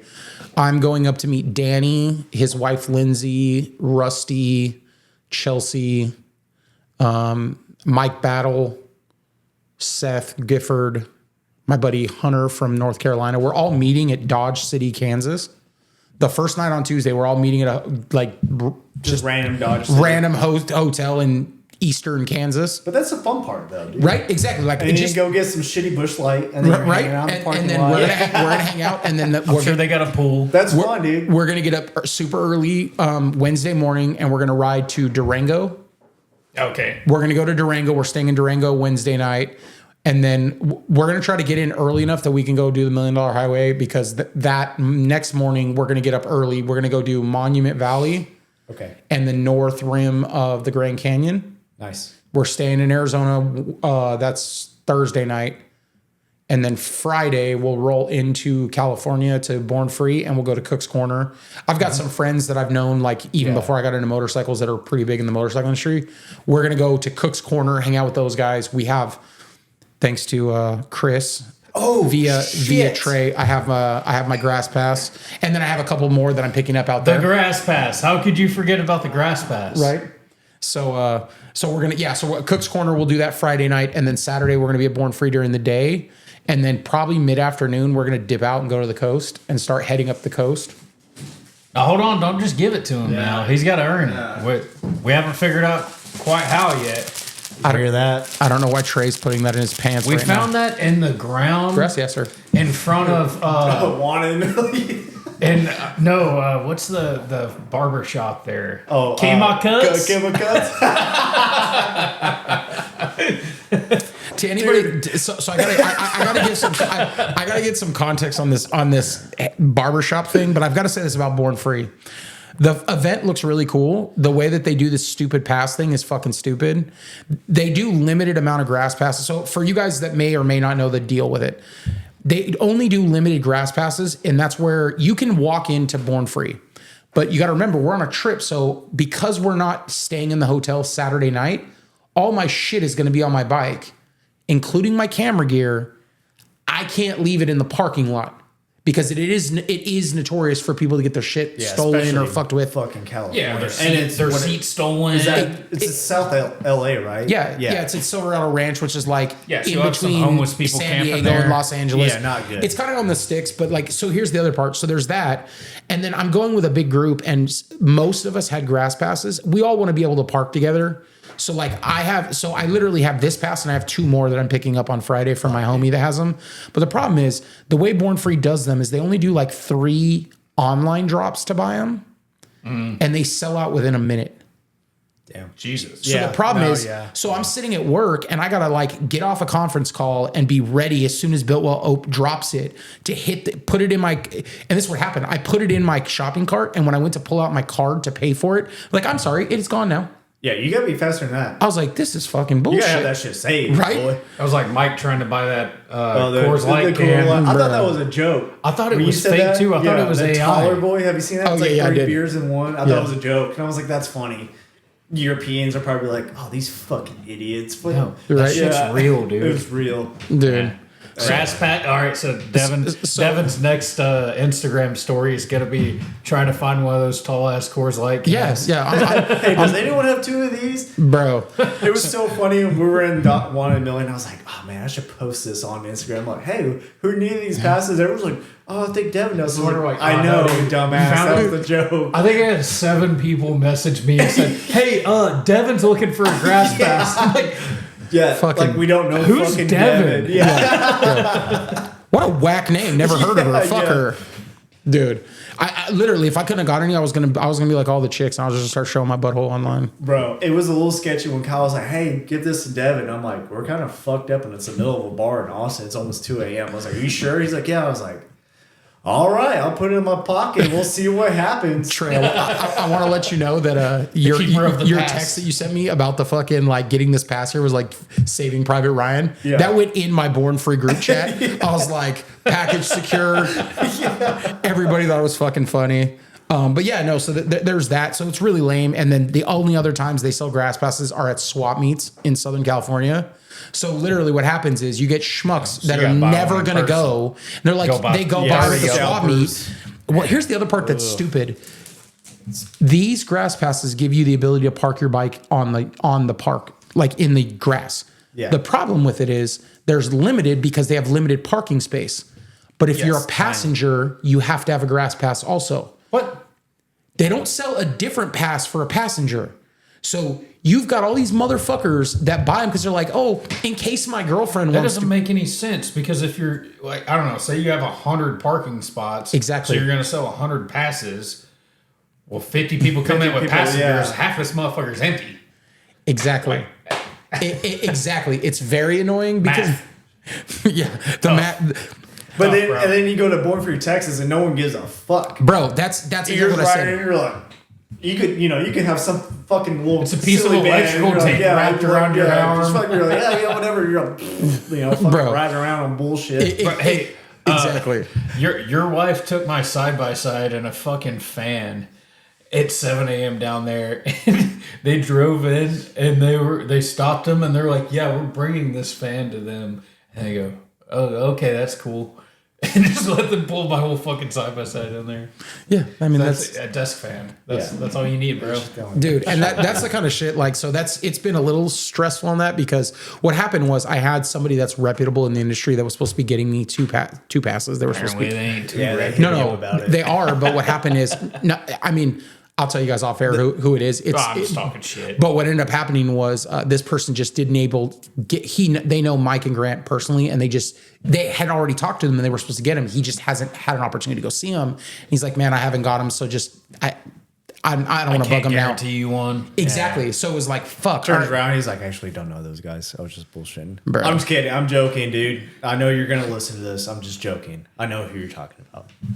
Bruh. He's gonna post a story tomorrow with grass passes for $100. Yeah, you know what? I just got want to let you two. guys. I just want to let all you losers know I'm not actually going to Born Free. I'm selling this for $150 tomorrow. Yeah, fucking losers. Bruh. No, I'm really excited because I get to see some friends that I haven't seen in like probably close to 15 years. That like doing motorcycle shit. So it'll be dope. It'll be That's dope. awesome, man. We're gonna do that, and then like I said, we're gonna go. So we go there, and then I was telling him Saturday we'll be at Born Free in the afternoon. We're probably gonna leave. We're gonna shoot up the coast to like San Luis Obispo, and then the next day, so Sunday we'll cruise up to the Bay Area. Yeah, that's nice. Bay Area to probably Avenue of the Giants to the Bonneville Salt Flats, and then into Salt Lake. Done all that. Dude, that y'all have to ride out there. Yeah, I don't care if it's a little slushy, grow some balls, go out there, Be a man. fucking top your bike out on the salt. It's so fun. man. Go If you out don't, there. if you don't drop your bike in the salt, you're not a man. Well, What's so surreal about that place is, and it's the only place I've ever been to like that in my life that feels quite that big. out in the middle of the salt flats. You're doing 100 miles an hour, and you can see this mountain in the distance. It's so far away that it doesn't move. Like, oh shit, your perception of it is Yes. it's still weird. it's It's still really weird. and you're doing 100 miles an hour. Like it's It's so a weird strange, feeling, man. Yeah. Because here you're like, oh, I'm coming up on that shit pretty quick, Well, and then there it's like out this west, place is just out west huge. is everything's big. You can see far and everything, but out there it's So that's a how whole nother level. So that's how I felt when I was on $1 Million Highway, even though you're not doing 100, but like you Yeah. are so small and it looks like you're looking at a movie backdrop because nothing fucking moves. And you're just like, that shit don't even look real. So that feeling times 10. It feels like you're looking at a fucking painting when Yeah. you're out there Yeah. in the flats. It's so beautiful. Pro tip though, bring sunglasses. you know where It sunglasses. is so bright when Fair. you get out there. It's like even it's like the leading snow up to effect. it. Oh, you know yeah, how yeah. snow No, it's it'll bounce exactly back like and it'll snow. fucking give you sunburn on your eyes. If you didn't know that, retards wear your sunglasses. Okay. Yeah, I had to. Well, if you do end up in a bind and end up out there with no sunglasses, Yeah, you're fucked. you can go. No, at the entrance to the salt flats, there's a little Haji Mart truck stop Oh thing. yeah, And they'll sell you a pair of shitty knockoff Oakleys for like $30. I would say, yeah, you can buy some overpriced fucking sunglasses to It works. not burn your retinas. Yeah, right. It works. But yeah, especially you, definitely. Devin. Right? Yeah, Right? yeah, right. You said retinas. That's true. Singular, dude. Get it right. That's true. I should get a deal on my glass. I should only have to pay for one lens. Yeah, right. You just have a little fucking Right. eyepiece that you just. Dude, you should get a monocle, dude. How sick would that be? The Monopoly Man. that would be fucking sick. Walking around judging bikes, you're like, with the paw. Pass. Yeah. Stock swing arm, I see. Peasants. Yeah, peasants, money. One day you'll get at everybody else's mature level. And we're like, why is it all green around Devin's eye? It's like, oh, that's not real gold. Yeah. Fucking poor. Nice swing on Devin. Yeah, here he is. Why does your eye look infected right now? Right. Fuck. So, what's your next? You got any motorcycle plans coming up? I know I've talked about my my hood rat shit I'm about to do with a bunch of dudes, degenerates from all over the country.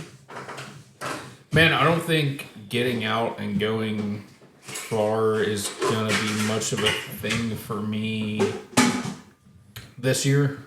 Okay. But man, one thing that I like that I'm definitely gonna make myself part of is Laney's little Thursday night spur of the moment. Right. Right. So, He's so doing- for listeners that are not from Dallas, explain what you're talking about, who Laney is, and what you're talking about. Yeah, so Laney, he's one of the Fort Worth homies. He's been around for a long time. Man, super solid dude. Like when Trey moved, man, he didn't really say anything. Trey just kind of said, "Hey, I'm moving this day. If anybody can help, cool." A few of us showed up, and it's like, "Oh fuck!" Laney drove all the way down here, brought a trailer, fucking showed up, stayed all day. I mean, he did hear Rape Dungeon.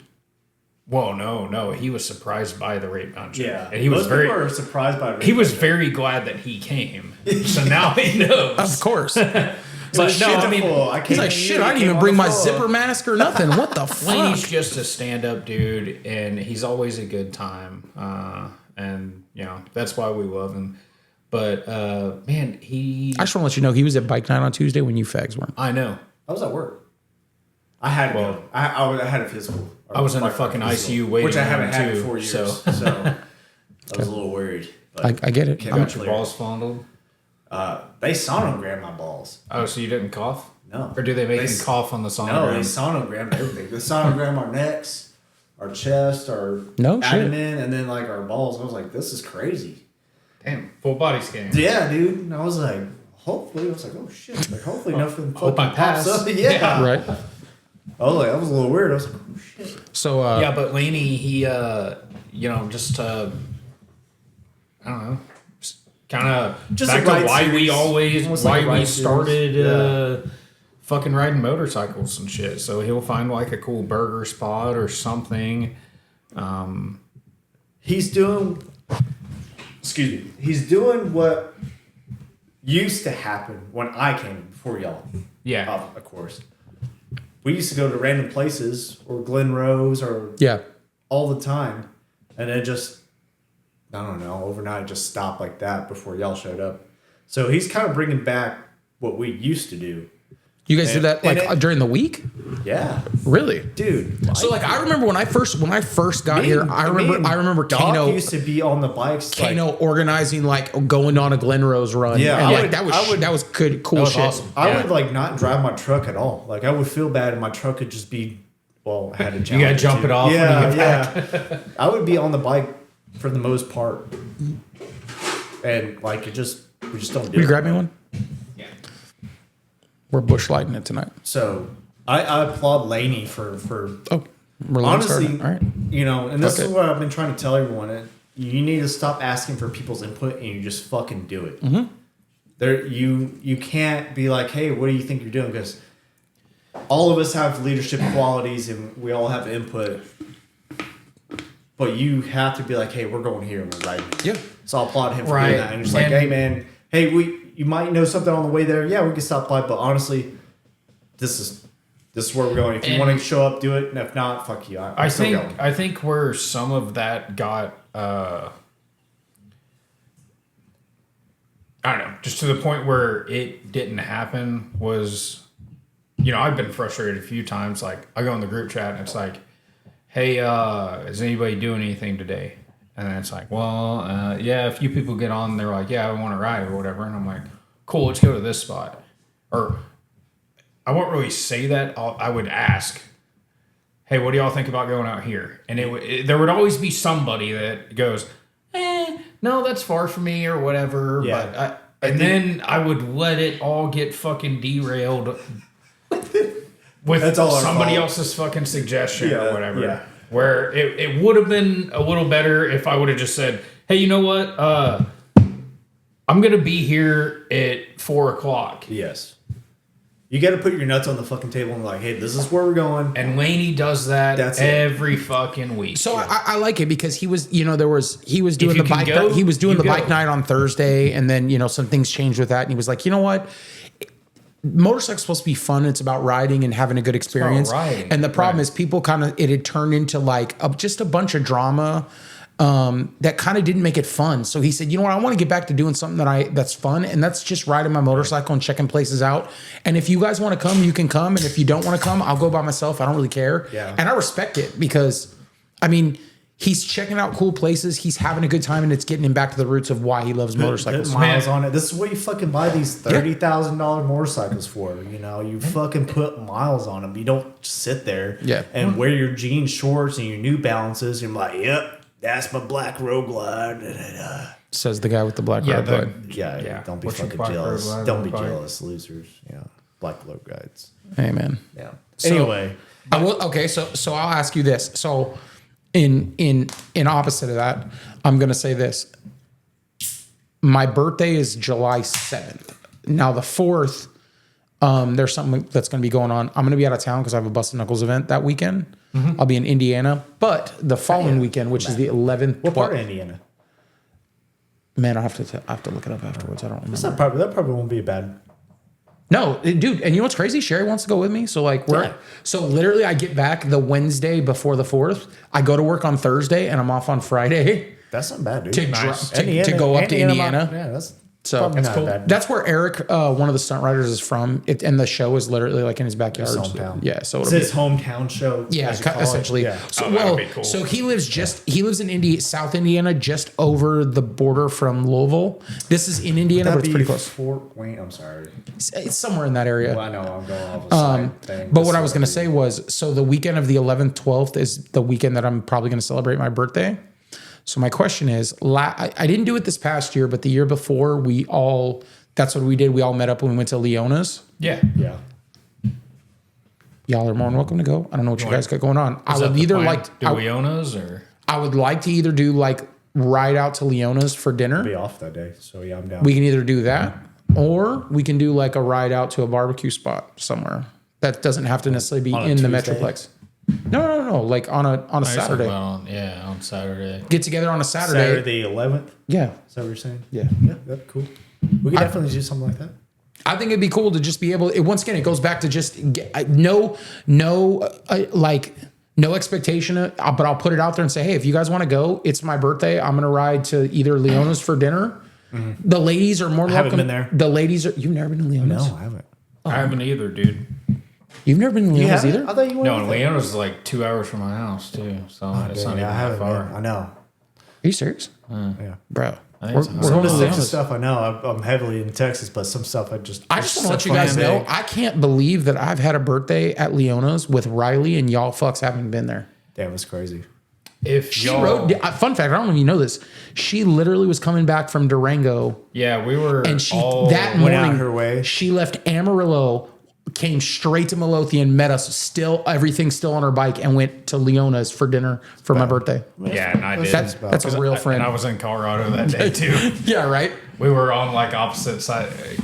Riley hit the east side of Colorado the day after I hit the east side of Colorado. I think so I was we working that passed day. each other almost. It's no big deal. I'm just giving you guys shit. What but like, hangs me up is I could take off anytime, but when I'm on the ambulance, I don't switch off my ambulance days because I try to stay true to my guys. Sure. And like, I don't like when there's Working with a new fucking crew, random right? guy Yeah. riding my fucking ambulance ride with my crew. Yeah. Because this is what I preach, because it's such a stressful fucking thing going on.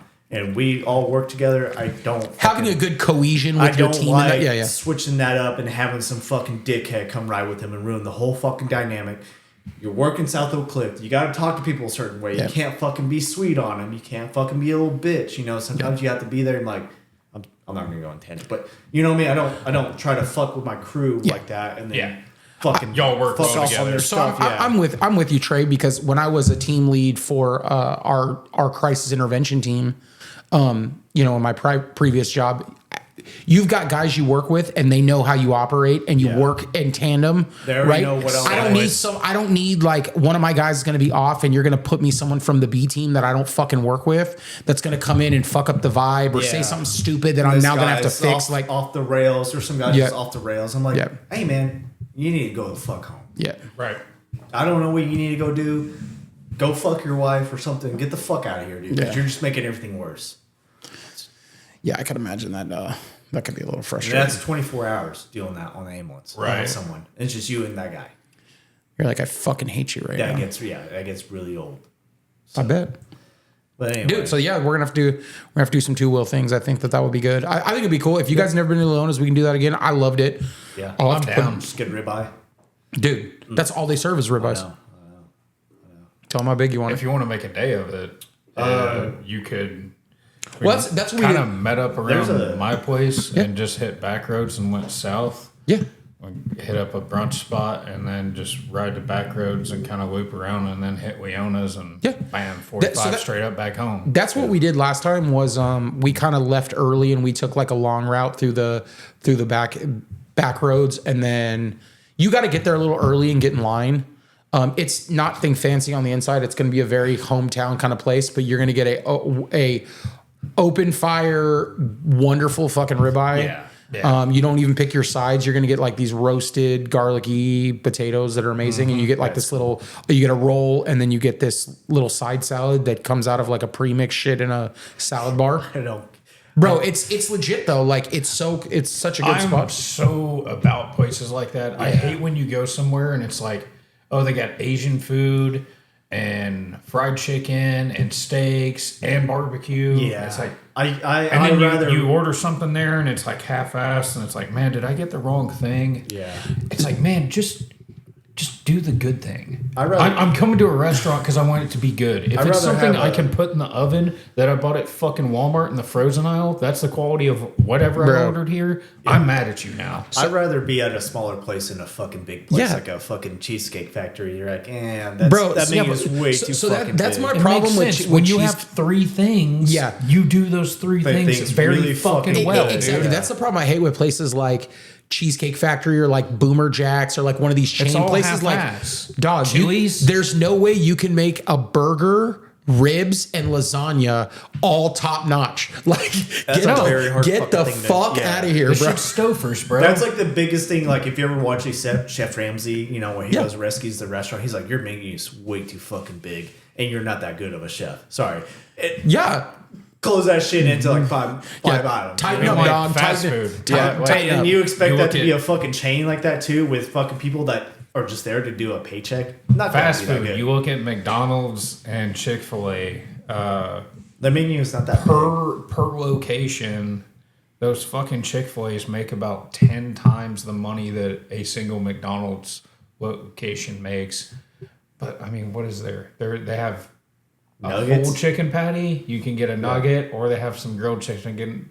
And that's Grilled it. chicken to go on the salad. Yeah. I mean, it's like Fried or grilled. Well, I mean, same way okay. taco places work. It's like, cool. Do you want it on a big tortilla or a little tortilla? A taco Yeah, or a it burrito? really Yeah, you ain't discourages me lying. when people It's go all the to like, same hey, barbacoa. let's go to this Mexican place, and then they're It's like, all the oh, same we also steak. have burgers and this and that, and I'm like, No, your burgers and corn dogs are fucking microwave food. yeah, Bro, I know you were hating on them earlier and shitting on them, but like, man, that's one of the reasons why In-N-Out can be so successful. You don't have an option. Your No, option absolutely. is, do you want one patty or two? Right. I mean, yeah, I get that. Hey, But actually, though, but that's why no matter whether you like them or not, if you go to an In-N-Out, they're consistent. It's always going to be consistent. You And the either service is consistently, good. I know- yeah, it's either yeah, going to be I know what I'm consistently gonna good if get. you I'm like gonna them, get- or consistently shitty if you don't like it. they're the Cardboard Chick-fil-A fries. of they're Yeah. the Chick-fil-A of burgers. 100%. Basically. 100%. We're gonna do one thing really fucking good. Yeah, I mean, We're not gonna try and do everything. You can't make everybody happy, and you never will. Yeah. So do the one thing. yeah, I'm with There's you. more places where we're like that. You That's get- why Leona sounds like an awesome steakhouse. Yeah. Chick-fil-A is good. You want to get a little dicey? And I don't even like Chick-fil-A, dude. Get a spicy I'm chicken about sandwich. it. Chick-fil-A does not taste good no more. But on the same note as this, I think some barbecue joints lose their asses because they get away from that, and I think they need to do something innovative and start adding all this shit to their fucking menu. Oh yeah. And then you're like, pull up and you're like, Right, we don't need hey, 90 your, different Your things. brisket has kind of lost its touch because you're fucking worried about making taquitos on the fucking side. Yeah. You know what I mean? Yeah, you're too worried about making. Well, I didn't ask for a fucking And egg rolls. If we're doing craft you know what I mean? barbecue, that stuff has a shelf life of Yeah. about a few fucking hours. Yeah. So that all goes in the fucking trash. Yeah, Yeah. they do lose their ass when it's like, hey, we do all this like pork stuff, ribs. And you know, if you've never cooked barbecue and stuff like that before, those people that show up and bitch about, what do you mean you're out of ribs? That's the whole reason I came here. And it's like, we should have got here when they opened, you fucking idiot. Do you not understand how long this takes? So, like, yeah, I can give you some boiled ribs and get you that shit real quick. Nolan said something today. But this is craft food, dude. A guy, Do you guy understand? pulled up and Yeah. was like, "Hey, what do you have left?" I have brisket, and he got pissed at how much it costs. He's like, "You don't have anything else?" He's like, "Well, you should cook more." I'm like, "Do you know how much these fucking pits cost?" well, Well, the thing and is, yeah, also it's like- okay, cool. If I how have a much slow fucking day, space? if I have a slow day, You know what? I could please all you fucking losers if Yeah. I kept this shit on ice like Dickies did. Or Salt Lake. right. If I wrapped it in cellophane and I just put it back in the oven to heat back up, and you'd be Yeah. fucking complaining about the quality. Or like Right, Salt 'cause Lake, it's where they not just reheat it craft. over the open pit. It's Yeah. not. It's smoked somewhere else, and they break. Well, don't get me wrong. Salt Lake is still good. It's still good, But but Salt Lick is not craft barbecue. it's not. No, It's And no, if that's you a want restaurant. craft That's a barbecue, restaurant barbecue, not craft You barbecue. don't go there. yeah. You know? So it's funny that you say You that. don't want a fucking 2-day-old steak either, so you don't buy that. Yeah, I mean you are 100% spot on. I don't. And nobody can afford to throw away $700 in meat every Meat, day just Wagyu, because there especially might be somebody that comes big in here trend, later and orders a yeah. fucking sandwich. The big trend is everyone's buying Wagyu now, and then you have a fucking Wagyu fucking Yeah. brisket. It's $130 a brisket. It's not or more fucking cheap. or more depending on how big it is. And then people forget that like with brisket, like how much you got to buy a packer. So you buy a say 16-pound packer. By the trim time it you to- trim it, you trim it you're to like 11. Probably like- you're at you're 11, you're 12 between pounds. 9 and 11, and then once you cook it, you're coming out at about 6 to 7 finished product that you're cutting. Yeah, so the best rule of thumb, it's a little on the conservative side, which you Yeah. kind of have to be if you're gonna do this for a living. It's expensive. Seasoning But is so fucking you expensive. trim when you buy a packer, you trim a third of it away. Mm-hmm.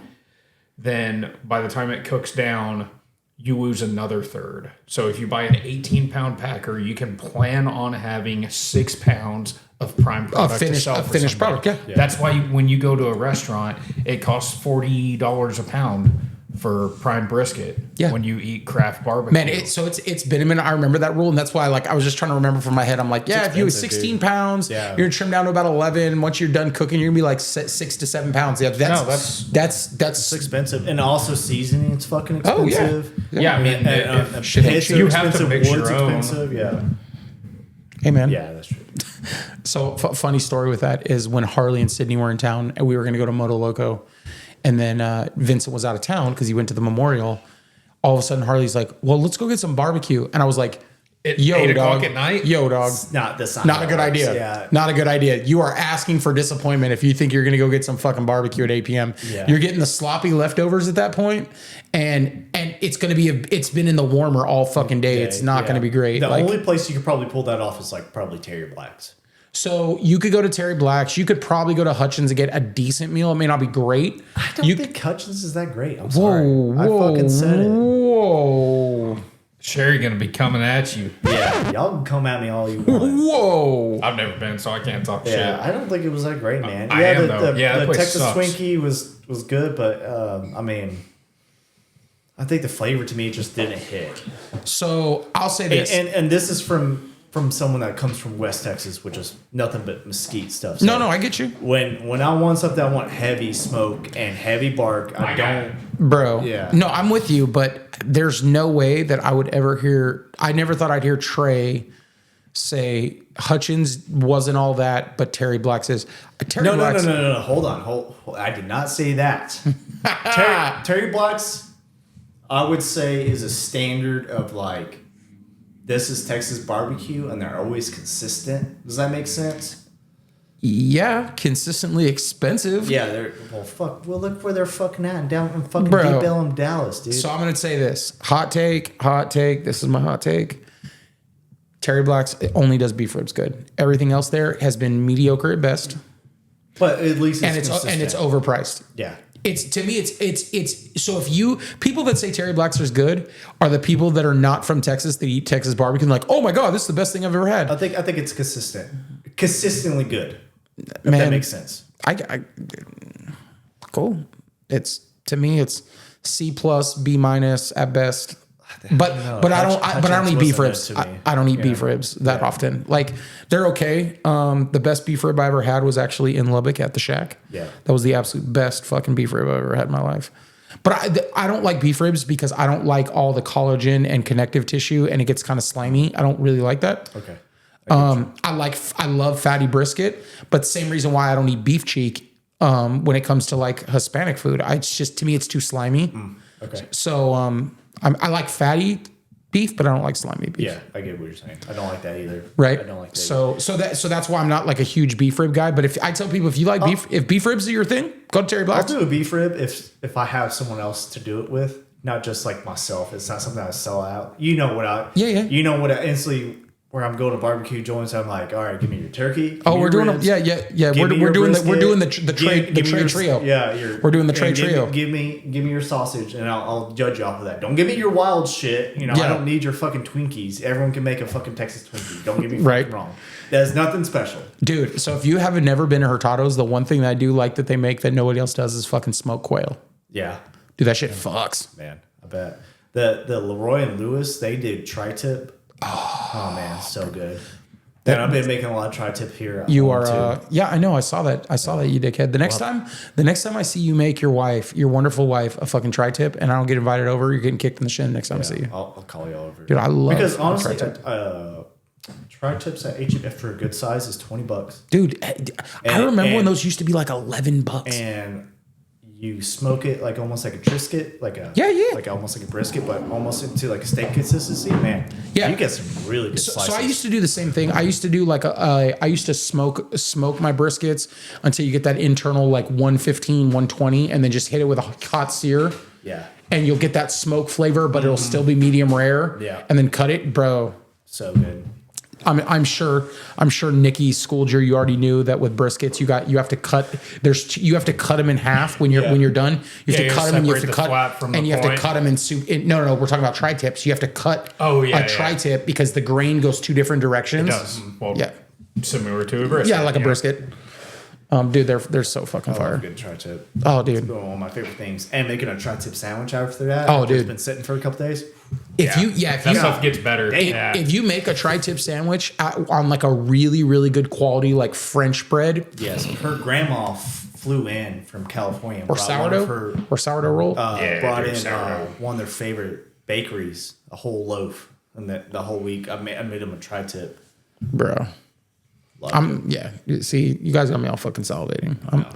I'm ready for some fucking steak. I'm ready for some barbecue. I'm ready for some tri-tip and some riding with the boys. Yeah. Man, it's about to be a hot boy summer, man. It's hot. We got to get on some bikes. I mean, we're late. We're already in June, man. Hey, babe. Now it's starting to get index was 102 the other day. But it's been weird, man, because like the weather's been weird. Like it's already June, but we had like May. We didn't have May flowers, dog. We had May showers. Yeah. Yeah, May stayed cool. This happens temperature-wise. This happens every 4 years or so, I would say. That's true. And we haven't even had an excessive amount of rain here. It's been weird because apparently we did when we were gone in Austin last weekend. There were 10 inches in Waxahachie. We're like, so what's weird about... Dude, I don't think I got any rain in my house. So what's weird about North Texas is like it'll be hot all day and then we'll just have like these flash floods in the afternoon. It's like for 2 hours it's just gonna like thunder and downpour and then nothing the rest of the time. What sucked about this year is we haven't had that. We've had all these little storms that come through and it rains for a couple hours. That's why all the lakes are down. So you don't have this flash flood that comes out of anywhere and comes out of nowhere and just gives you a ton of water runoff. That's what fills up your lakes. Yeah. We've had all this shit that just comes in here and, it rains every 3 days and, everybody's grass is growing like fucking crazy. You got to mow every 4 days. And right. It's the shitty kind of rain in Texas. We've been getting this Speaking year. about mowing lawns, Trey, if I have to watch you with another video mowing your yard now that you're a homeowner, I'm just going to... I don't know why you're not doing it with the three. I should have fucking... videotaped it the other day. I was mowing and the headlight hood of the mower went right up to the electric fence wire and the fence wire was like this on top of the headlight and I just fucking drove out from under it. Dude, I don't think you could have put a piece of notebook paper between them. It was probably fucking sparking on the mower. We're old now, dude. We're so old. I was like, dude, Trey would have loved to see that. Yeah, I would have jerked off to it. Did y'all see that Harley released the Super Glide again? I did. I literally just saw I haven't even really looked at it. It looks like a lowrider. Well, yeah. Like a 2018 lowrider? It almost has the same with the paint Super Glide 10s, the big fender on the rear, and they did it with a white, red, and blue. So I don't think they did the big fender. I think they just did like a normal fender. No, bro. So you have to check now. We're pulling it up. No, it's got a short fender. No, bro. It's a short fender. That's a lowrider fender. It's a bigger fender than what it... He's looking at something different. No, bro, that's a lowrider fender. That's a street bob. I think he's looking at like a special edition. Though. This is a special edition. Oh, see, that's got a different fender. They just came out. That's probably like the enthusiast. This is like the. That's probably like the enthusiast. That's probably like a regular one. This is the special enthusiast for the 250th. Dude, that's an old Softail. Look at that motherfucker. No, with the M8 motor. Oh, okay. Yeah, that must be something custom somebody did. No, that's if you go to the Harley website, the regular one just looks like a regular. It looks like a street bob with a different. Harley's website. Yeah, it looks like a street bob with like normal. That's a street bob with a. I honestly, at first glance, I thought it was a 2018 or. Right. What year lowrider had that red and blue on the tank on a white bike? So they did a Dyna like that Super Glide, but then they had the original the Super Glide from like the 70s. So they did it on a Softail too. They did it on a lowrider. No, they just did the regular lowriders that had like it wasn't the ones that had the red and blue. No, they were black and the tanks were black and they had red and blue on them. They had a white one too. 1000%. Man, I have to look. Not in a Softail that I remember. You might be right, but I gotta share something with you, Connor. So today I was walking into work a little bit late, and because I had to handle some stuff this morning. Somebody with shit pants too. No. When I show you this photo, I'd be surprised that my yard driver was not shitting his pants. Oh goddamn! I walked. Right. It's not. told It's not red and blue. I swear I've seen one that was Dude, red and blue. that too. is what fucking Jaden's bike is. Right. His has just been painted over. Bro. Yeah. So my yard driver was moving some trailers around on the yard, and I walked in and I said, "What in the actual fuck? There's a trailer this close on the other side." Holy shit! That motherfucker had to. No, he didn't fold his mirror. He did. He did fold his mirrors mirror? in. I had to guide him out. What an asshole! Who did that? Bro, I said I was this close to losing my shit today. That was me going up against the electric fence, dude. That's like a piece of notebook paper. Hey, mamas, what are you doing? Bro. Oh, I thought Nikki was home. It's just your dog. Why the fuck would you do that? I know. What's the point? He said, "Well, I had this trailer. I needed to park it." Bing a ding a ding a ding. No, bro. He was like, he goes, "Well, I needed to park this trailer, and I figured I could fit it in between these two trucks." I'm like, "How are you gonna put the landing gear down, dog? Like you can't even walk between them. What were you?" Crawl. Bro, I was like, had I not walked up, he would have hit something. I literally walked up, was like, "Don't move." There's no way that you could do that. And I said, not hit something. I said, "Don't move." So what I ended up having him do was drop that trailer, unhook from it, pull forward, which I had to guide him out because the mirrors would not clear the trailers on each side. Yeah, so he can't even see what he's doing. Guide him out. And I said, "Okay, hook up to this trailer." And here's the thing. So there was a guy backed into a dock. I said, once this guy moves, you're going to have to move the trailer that he's next to on his passenger side. You're going to have to pull that trailer out and reposition it so you can move that trailer, you motherfucking idiot. And he's just like dopey as shit. Like, well, I thought I had room. What? Are we looking at the same thing right now? Man, you know, what was the word I said earlier? What was the C word I was using earlier? Keep chimping. Hey, all right, that's his call sign, dog. You got rubber ducky, you got chimping. Keep it chimping, bud. Keep it chimping. It's all good though. Oh well. Thankfully we didn't have a disaster that would have ruined my week. It's been a weird week. So I'm glad I literally was saying that to people at work. I said I was this close to losing my shit this week. But no, overall it's been good. Man, I'm excited. So no big trips for you this year. That's because you and Trey, you guys got all domesticated. Now you guys are trying to have homes going. How's the home coming, anyways? I mean, I'm just still saving up money and trying to do all the prerequisite shit, the prep that needs to be done. Right. I mean, I'm doing it all myself. And part of it's not spending money doing dickheaded shit with your friends on motorcycles. Right. That's fair. Which, to be fair, we usually do that in a pretty economical way. I mean, when we plan a trip, we're not trying to do some bougie ass shit. No, the you're last right. thing I want to do is like have one of the dudes that I'm going on the trip with be like, "Oh man, I can't afford to stay in a place like that." Yeah. But it's more so a time thing. I got you. Honestly, I got a lot of man hours to put in over there, and then with what happened with Casey's grandfather earlier this week, he's gonna be bedridden for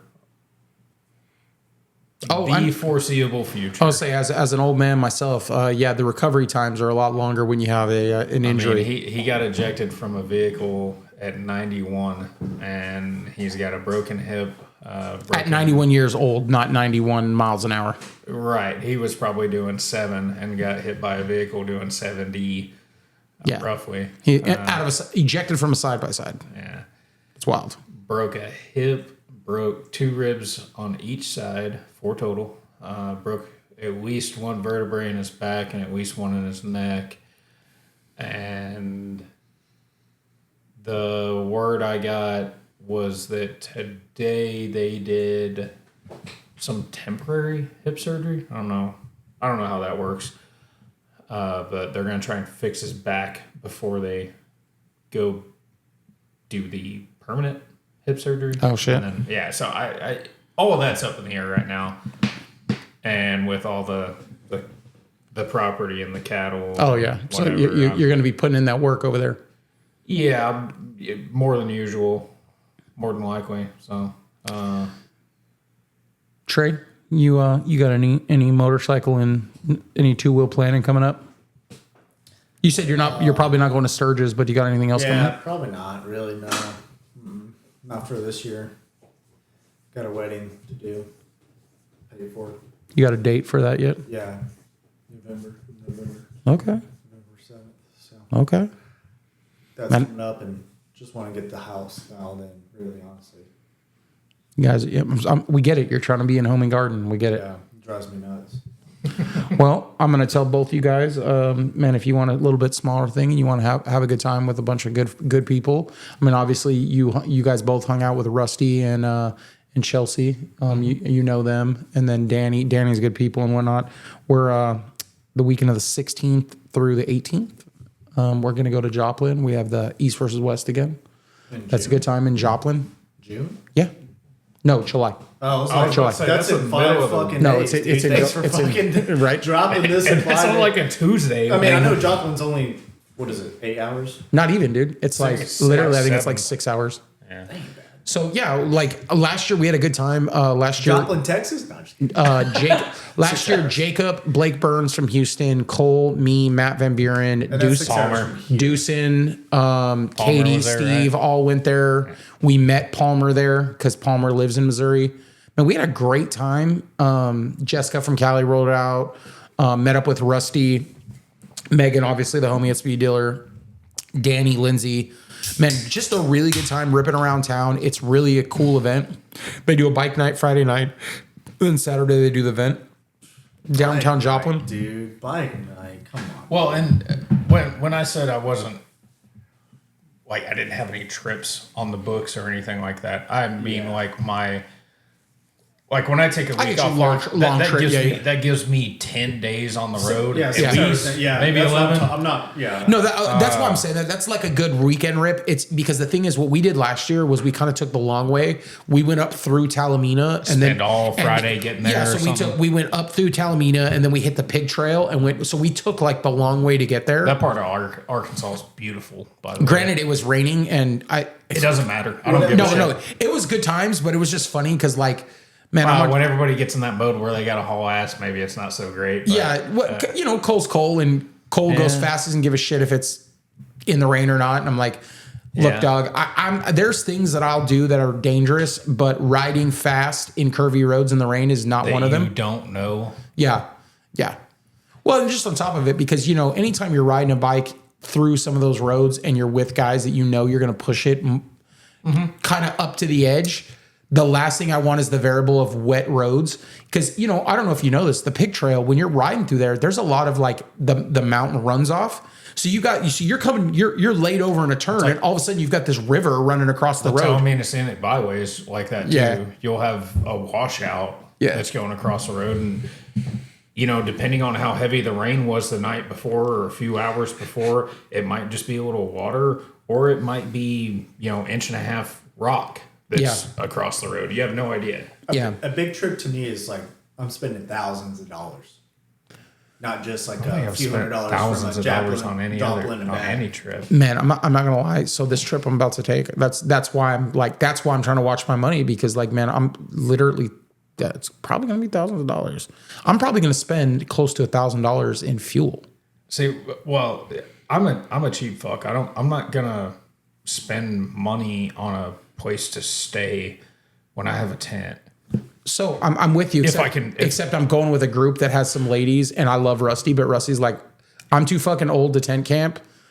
Which I'm cool. That's cool, but if you got 8 guys going in on an Airbnb, then I'm down to do that because it's like cool. I would spend $20 on a tent site for myself. Yeah, I'll spend $50 to have a house to sleep in, and if everybody throws that in, cool. But I mean, if we're talking like if I'm on the road by myself, which is how most of my trips go, and the hotel in town's $180 for a night. Yeah. guess where your boy's sleeping? Not there. Man, I'm not even gonna lie. So like on this, I don't give a fuck what the weather's like. on I'm this just trip, not paying that. Danny and Rusty, like those guys, because they have their wives, they've already like booked their rooms and shit. I'm gonna be honest with you, I'm just like renegade gorilla in it. Like I'll get a room. Hey, can I sleep on your floor?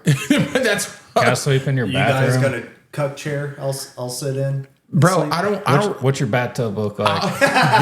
Hey, if Steve was there, what's that under that sink look like, dog? Oh, that fucking guy. We I are- called him a faggot for doing that too. He's like, wait, what? For not sleeping in a bed with another man? Bro, Yeah, faggot. bro. So we were talking about that at bike night. The thing about that's funny, because they brought up the Austin trip, and fucking Steve's like, look, man, I don't mind sleeping in a bed with another man, but when Jay stripped down to his underwear and like jumped in bed, like. It's like, this is a little too forward. Right? He's like, damn, dog, I didn't even, there was not even any foreplay or anything. No, No, you didn't Like, even, we weren't even like really ready for bed or anything. We had just like got in the hotel room for a few minutes and Jace was just like totally fucking damn near naked. yeah, we're like, Like, damn, me and Steve just got an 18 pack and Jace is in his skivvies. yeah. Oh, it's one of those kind of parties. All right, bet. Dude, Austin's another. Bro, Every time I go to Austin, it's always a party. dude, I haven't like partied with the homies in Austin in a minute since we did the blockhead, when we did the blockhead cruisy thing. That was good times. Dude, you should have. Like, literally, our hotel was right next. I shouldn't. No, you should have. That was good shit. Remember, Connor, we went to that fucking like road honky tonk that was like across the parking lot. You went to Cruzy Blockhead? No. You didn't go either? No. Man, I feel like I don't even know you guys anymore. Yeah, we're not that. No, I wasn't at that one. Dude, so Ramon was. I know Ramon was there. Katie was there. Vincent was there. Dude, we went. So, Yep. dude, it was sick, bro. Like, we stayed at the hotel. The funniest part about that is like that's where I learned that. Not that I didn't already know that influencers were kind of phony, but like that's why I will always be triggered when someone says the word influencer, because I literally watched some people that were supposed to be influencers at that event not go to shit, not socialize with anyone, and then like less than a week later on their YouTube, they're like, "Hey guys, we're over here at the after party," and I was like, "You weren't at the fucking after party. The sun was still up. You went and ate dinner before anyone got there and went back to your hotel and acted like you had a good old time with everyone. No, That's the same you're a dudes that- fucking loser." That showed up to down south camp out and were Yeah, weaving while the Yeah. sun was up. yeah, I'm like, damn, dude, like nothing happened. bro. Nobody, how do you feel nobody that as a had, biker, dude? nobody Like- had thrown anything What crazy kinda- in the that's fire like sport yet. bike shit. Honestly, I don't think the fire was lit yet, and they were gone. Nobody had thrown anything in the fire that they weren't supposed to. Nobody had Bro. gotten shot at yet. How do you sell Like, yourself as like a biker to this culture, right? And then to know that like you. And that doesn't mean that you never have to did hang out and anything do like drugs that. Yeah, and- you don't or have do to anything like that, but crazy, it's like- to actually immerse yourself into it and like, hey, yeah, I know what goes on at a camp out. You guys are gonna know? get me like triggered. So I got a fun fact. Well, I'm just not bring this into up. a Are you about to motherfucker come that out to us shows as an up. influencer? dude? No, I get That it. shows up with a selfie stick and walks around for a few fucking minutes just to say that he was there, doesn't fucking talk to anybody, doesn't mingle with anybody, and then leaves. Yeah. It's like, cool, man, not a part of the community. You're a vulture. that's what that- You're that's- just posting this that's shit on your exactly what it is, YouTube dude. to get fucking likes. Bro. So on my last podcast with Harley and Sydney, I brought that up about someone. I was like, yeah, I go to Houston. I know everybody that rocks in Houston that does shit in the motorcycle industry. I said, I know a motherfucker that's got like 10,000 followers. And this motherfucker don't know one person, not one person I know in Houston knows this dude. And he's got all these affiliate links and all this shit. I said that on my last podcast. And literally 2 days later, the motherfucker started following me. Oh no! And I was like, all right. Throw his hashtag out there. Yeah. The thing about it is like, look, bro, I don't care if you want to sell shit. I'm cool. Just come hang out. Like, come hang out and meet someone. Don't ride by yourself. I went to your city to an event to shit going on. I've never seen But do you think they know that? Do you think that these events are going on? You know what I mean? My thing is like, man, you put forth all the effort. You have, I don't know, you have the cool bike. You have this following, But- whatever. And then you finally get to the event that is a banger, and you barely fucking dip your toe in the water, and then you leave. So you don't dive in. Blue check and all. Watch this. I ain't never heard of that motherfucker, to be honest. Look at the follower count. Looks like a big Toyota guy. All the like, clickbaity, like, look, I'm using the AI shit. Never heard of her. Right? Exactly. And the thing is, he may be the coolest dude in the world. I don't know. But if you don't ever show up and meet anyone, how do you ever expect to be like? You're just YouTube world, dude. Fuck all the followers. Fuck all that stuff. That doesn't bring How about you show anything to your wife.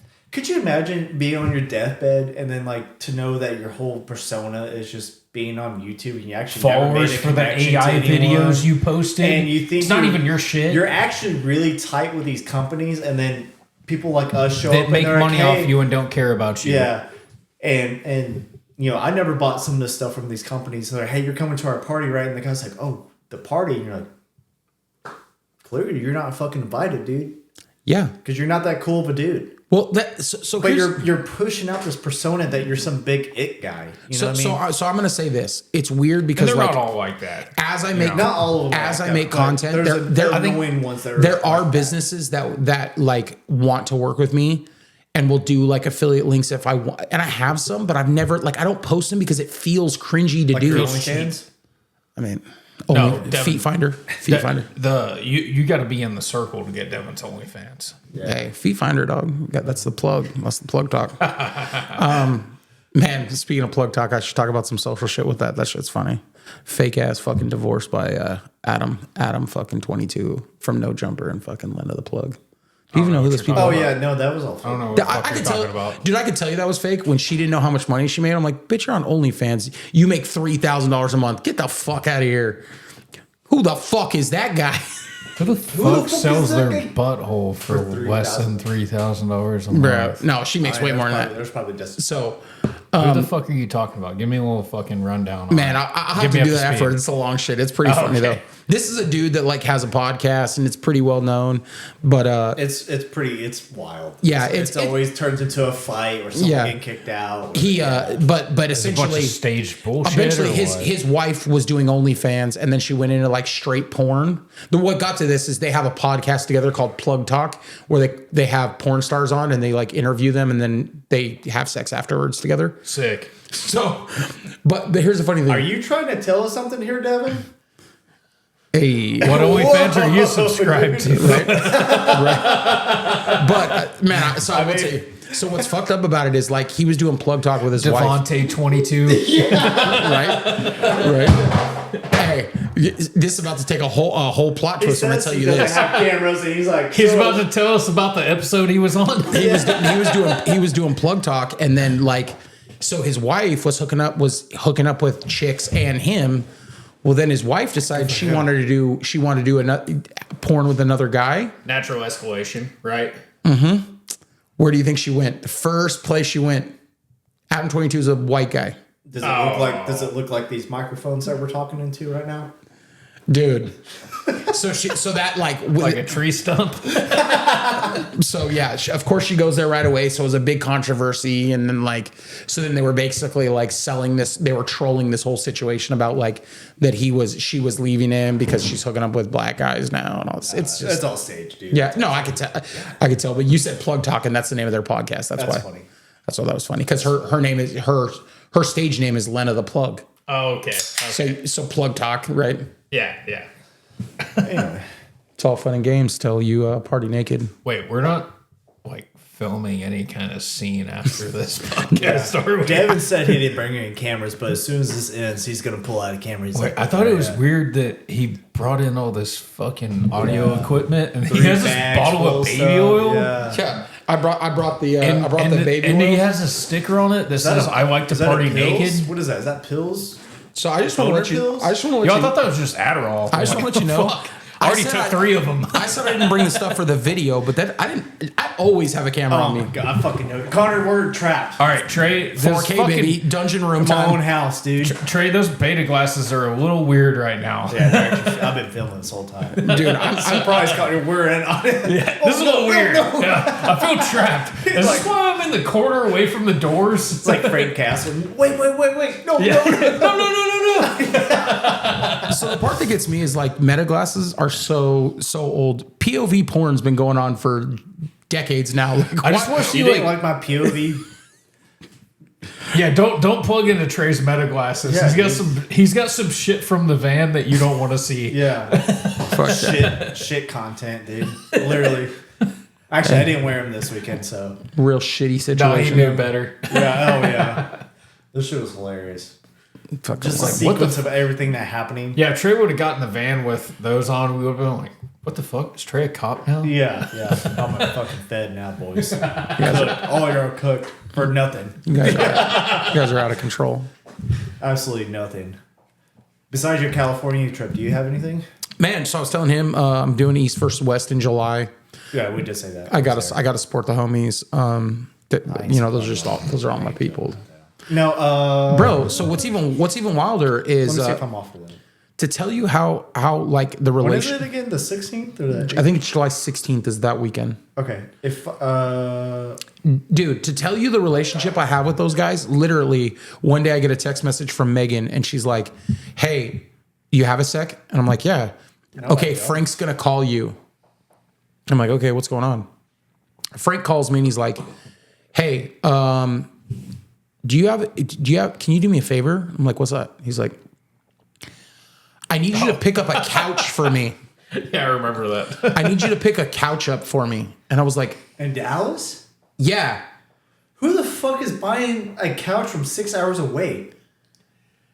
This dude straight up You gotta see what wired. he's got. The dude straight wire trans me It's not a couch like me or you got, Trey. thousands of dollars to get a fucking couch. A vintage couch. It's the original casting couch.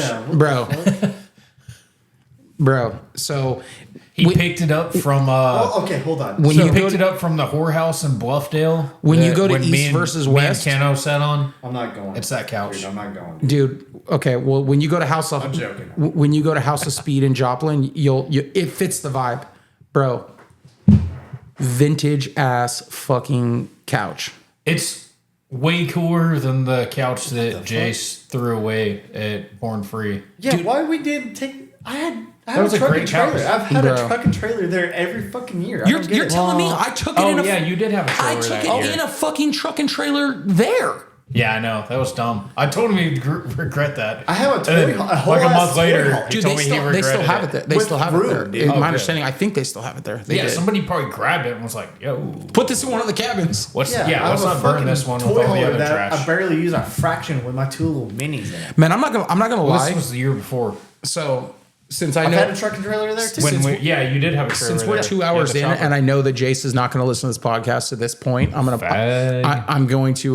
to make this point. I'm going to keep this little chip on my shoulder. It's getting spicy now because we've had a few drinks. Right. Anyways. Fun fact: Let's just go to Jace's house. the fast right now. life. We should just talk shit. The fast I'm life. sorry, Jason. The fast life hill, where he does his booth at. That was my idea. He was going to go down by Dan's art thing.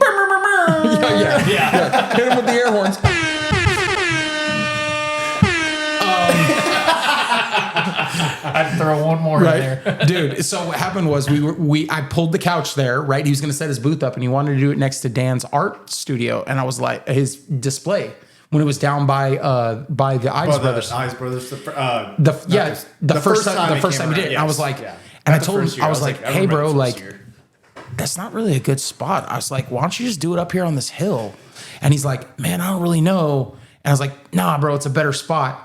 And he went up on the hill, and then organically, everybody just came and pulled their bikes up on the hill, and it kind of took over the hill. And it was like the mean kids on the hill. They got to look at all the peasants underneath on both sides. Losers. And it just set That's the such a vibe. great spot, It dude. just set the vibe, dude. And then I was like, all right, cool. And then I don't know why, man. I always just, you guys see my Instagram. I just come up with stupid fucking like rhyming shit. I was like, oh, that's Fast Life Hill. Fast Life Hill. And I said it enough times that he like started saying it on the podcast. He's like, yeah, it's Fast Life Hill. And I was like, there we go. It's the thing, bro. It's a thing. Hey, this year me and Adam already got our RV spots locked in. Nice. We're across from each other. We got the both corner lots. Nice. Maybe at some point I'll stop being poor and I'll try to get me a spot over there. Hey, good deal this year. It was you pay for your RV spot, they give you 2 tickets. Oh, perfect. Yeah. All right. Awesome. So now if Sherry makes it to 2 hours and 3 minutes into a podcast, Sherry, you need to lock that shit down with the trailer. Yeah. Dude, I will say I do love the fact that I've been able to like just weasel my trailer in there and sleep in it. Like for the most part, I haven't got fucked with too much. We got the corner lot, so we're good. I know, but they're weird about shit like that. Like if I can slip it in between his trailer and the road. Yeah, they changed it with the tent thing. Oh, dude, they were like Nazis about that. Really? Yeah, last year, dude. Yeah, where the year before, like I stayed with Adam and I just put a tent next to his trailer, which was like in the corner next to his little canopy. I think I've only stayed in a tent 1 year, and that was the first year. And we realized we fucked up and we were in the wrong fucking spot. Yeah, that was a terrible spot. Well, the thing I don't understand is like woke up and was surrounded by vans. So here's the thing, like. It was a good spot, though. So we set our trailer up. For that first year. Not no more. Definitely not no more. So the thing that sucks is I shouldn't have to pay for an RV spot because I don't have hookups. Yeah. Right? So I don't have hookups. I'm literally just like primitive camping. Doesn't matter, though. You take up the same fucking footprint. That's the way they see it. Shit, you think you're gonna get away with this for free, you piece of shit, dude? Bro, it's not a matter of getting away with it for free. Goddamn, quit swinging. Dude, I'm paying to get in there. Like, why does it matter where I park my fucking trailer? Well, because and you got lucky on the end where you parked last year because, like, there's not any hookups there. And that spot on that corner is kind of shaped weird, so it's like a spot and a half. Exactly. You know? Well, so that was the thing is we were there, and then like a couple of the homies set their tents up next to me, like right there on the corner. And I don't know why they were making a big deal. They were like, "Oh, you can't tent camp here." Like, why? Why does it fucking matter? Like, it's not an RV spot. Exactly. And it's not a tent spot either. It's just just open space. Now, if you want to say, just a spot, and I'm just parked here, motherfucker. Well, that's what you should say. Well, and the thing is, like, if you want to say that it's a problem because you're worried about safety of someone getting hit, we had bikes. We had bikes around the tent, so if you would have to hit a motorcycle before you hit a tent. Way more sketchier out in the fucking open fields out there. While people are wide the fuck open in the dark. Dirt bikes on fucking going, you can hear it. You're like, oh, someone's fucking getting it. And then there was a few times I was in the middle of the rolling the side by side up a trail and shit, and I can just hear somebody ripping it. Yeah. I just move over, I just bury that thing in the woods and clear the trail, and then sure enough, this fucking bike comes smoking out of nowhere. Bro, and the bad part, it's usually like some fucking. I was paying attention. Some 10-year-old kid wide the fuck open on a dirt bike. Kickstart bike got hit. There's no fucking lights out in the open fields. I remember just riding around in a little 3-wheeler, and then you're like, there's fucking people out here? Like, holy shit, what the fuck? You're way out here. What are you doing? So last year I was riding around on the old fucking Slow Johnny Coleman, and I went with the dudes. Johnny. I went with That's the dude. Great. I went with the dudes from fucking old Cow Patty Club Style, and shout out. Yeah, big shout out. Club style chungus, dog, all day. So we're going through the fucking back field, and you don't realize because it's just grass. You don't realize that it's a goddamn mini bike whoop section. I'm crushing my nuts because it has no suspension. It's like, oh. I'm like, fuck. I'm gonna get hemorrhoids on this fucking bike. And just like wide, just because you're wide open when you hit it, and it's just like, yeah, it's like washboard, but more spaced out. Yes, I literally felt like I was on a mini bike whoop section. I was like, this was stupid. I probably should be on the pegs right now, and I'm not. I was ill prepared. Yeah, you need to stand up like a venture bike bro. Right? Yeah. Be a man. Yeah. Stand up. You definitely need a mini bike. So you don't have suspension on a mini bike, but when you stand up, you have suspension in your knees. Yeah, exactly. Exactly. My hardtail. You got that fucking Fox inserts. Dude, that place is hard to get around without any type of transportation. Walking around drop my there, limo around there was fucking nice this year, though. Yeah. I'm telling you, people that haven't been, you're thinking about going for the first time, you need something. Don't don't bring your big bike. It's not worth it at all. I'm telling you. The only people that should take their big bike is if you're traveling in like Traveling that event absolutely. on a if treacherous. the destination is there, that's cool. But like if you're a local. Less than 4 hours away. Unless you're going to show your bike down in the bowl and it's going to sit there all weekend, that is not a riding event. No, it's not. That's a destination And some people event. try to argue with you. I'm like, dude, I'm telling you, it's not. It's not fucking none of No, it's I worth love it. East Texas, and there's some cool places to ride around there, but That ain't it. man, there's so much going on at Born Free, and Yeah. they've scaled that up so much Yeah. that I mean, like the first year I rode out, and the second year I was coming in with the FXR tour, and man, when it came to the third year, it's like, you know what, my fucking outgrown truck, itself, yeah. having somewhere to sleep, and the mini bike to get around, that all is going to work out so much better. Yeah. And then this last year, I just bought that side by side, and Especially That thing was it's a nice, Raging, everybody- we're raging every fucking night, yeah, and it's modern times, guys. Fucking get with the program. Right. I really need to invest in a mini bike before Born Free this year. Like That's easy. whatever happened to Ramones? I know he was like telling people question. like, he probably still has He was them. trying to. I thought you were you getting can him. have it for free, and I was no, like, but he what are you left talking and about? left it there, didn't he? No, No, he took it. No, he took did? them. Yeah. Because Oh, May have taken it. I thought Trey was going to end up with them, and then I think he ended up keeping them. If he got rid of them, When I had the trailer and everything, And it was I like was the telling smallest him like, problem too, right? It was something really minute. I don't even that- think it had a problem, did it? It had something going on with it, and he just didn't want to deal with it. Yeah, I was like, yeah, I'll take And it I let home. him ride my I'll take it forward. home and I'll clean the carburetor for you. Like it's It gonna was take. something very minute. If I had some basic ass tools, I mean, I'd just do everything it right on there now. is not a big deal anyway in the first place. Well, It's not goddamn, like man. it blew a transmission or something. Pull the motor in about 5 minutes. Yeah, and it's all I mean, the same bro, thing. here's the be in thing: the cylinder in about 20. those little mini bikes, dude. If you did blow the motor, cool. Just get a Predator motor, and be fine. Yeah, they don't blow up. They have a bunch of little Or bullshit get you going on a with them. fucking little Briggs and Stratton motor and just keep it moving. Amen. But yeah, you do need one. That place is massive, and trying to walk it is a dumb idea. It's a lot more fun to putt around on some little slow ass mini bike than to fucking slide your bagger around in the sand. Yeah. and Yeah, and then you got other drunk retards riding around and kids and all sorts of shit. I'd rather fuck up a fucking. when it gets dark, you shouldn't be riding a real motorcycle around there. Period. There's tons of little groups of mini bikes that go out and stuff, and they're riding around with no headlights and shit. And that's how Kickstart Mike got hurt bro, last year. yeah. And plenty of close calls. Yeah, I mean, here's the thing. I definitely don't like riding my bagger around that place. If I'm gonna ride anything, it'd be the Dyna, but that would only be if I didn't have a mini bike, and it's just because that place is too big to walk. Yeah.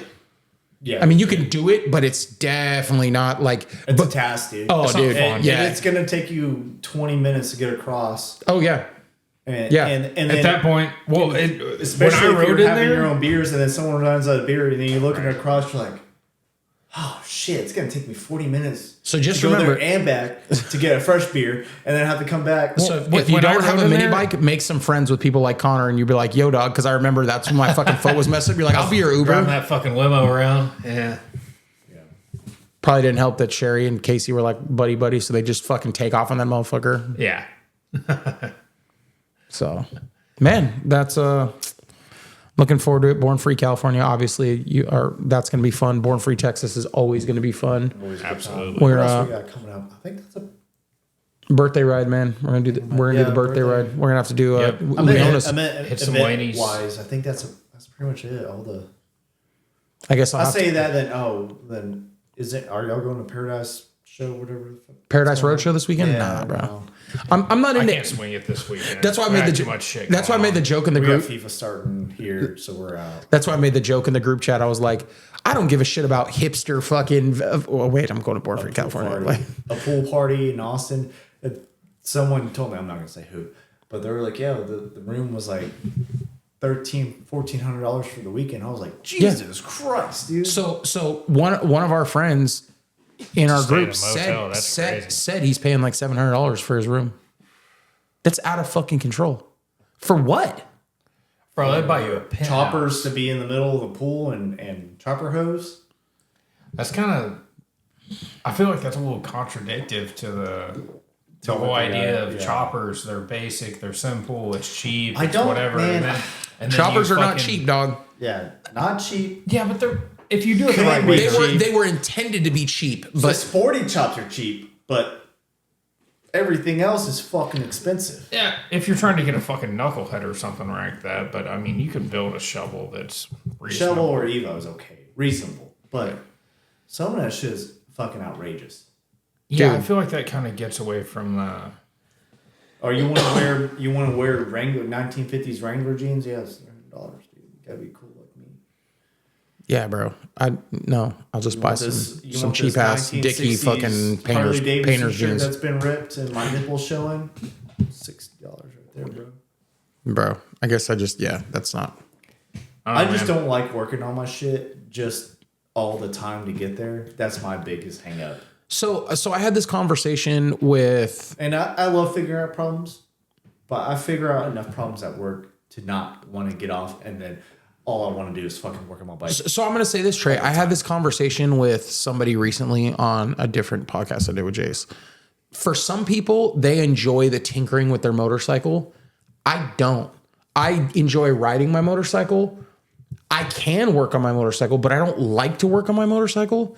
It's not enjoyment to me, and all it does is give me anxiety because then I wonder, did I do this right? Am I fucked that up? Did I leave this untorqued? Do I have to? Is that a rattle I hear? That's not fun for me. I enjoy the experience of motorcycling, capturing it with the people I enjoy it with. I don't get satisfaction.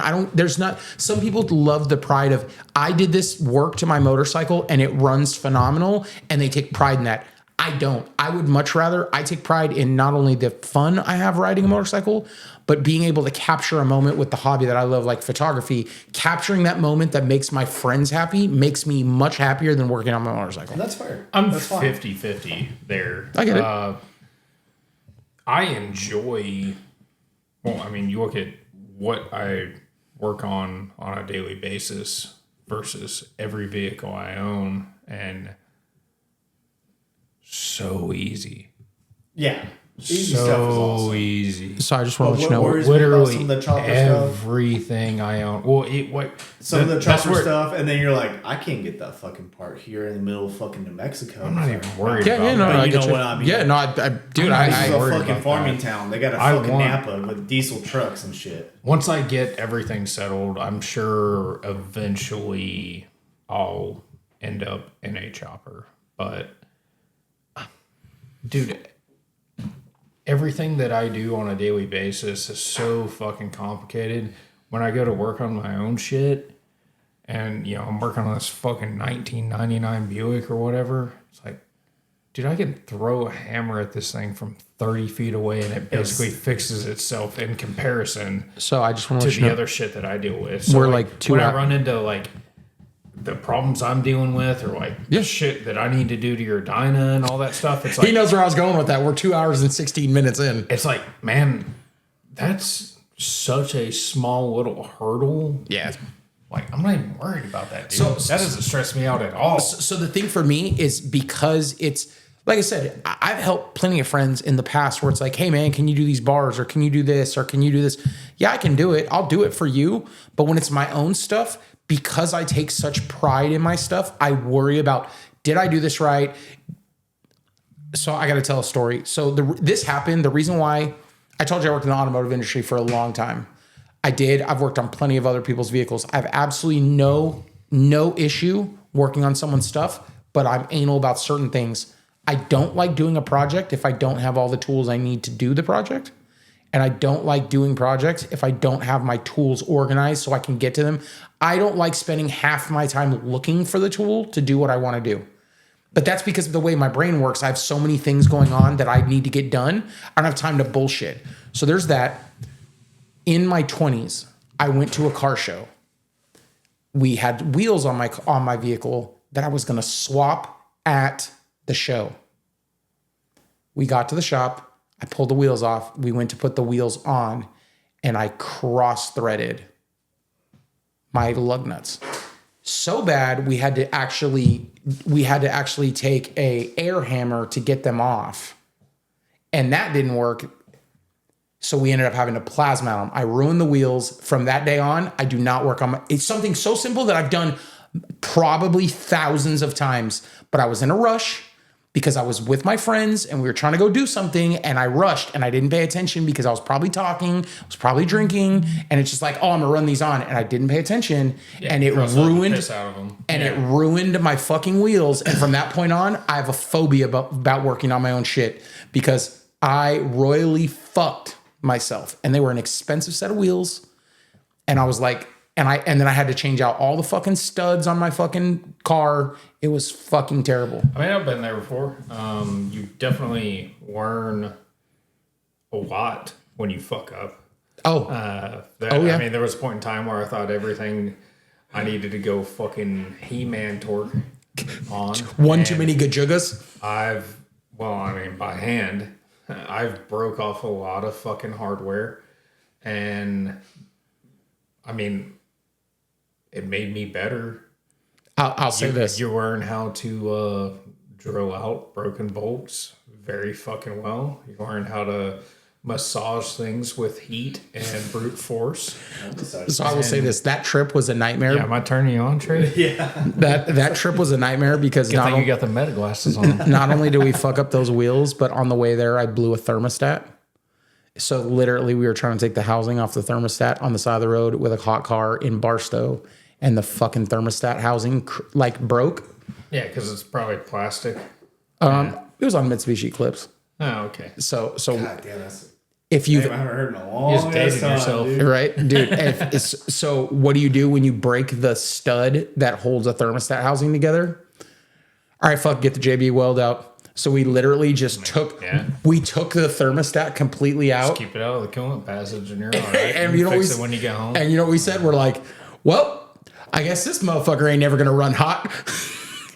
Yeah. And we just took the thermostat completely out and just ran that motherfucker and sealed it up and ran that bitch down the road.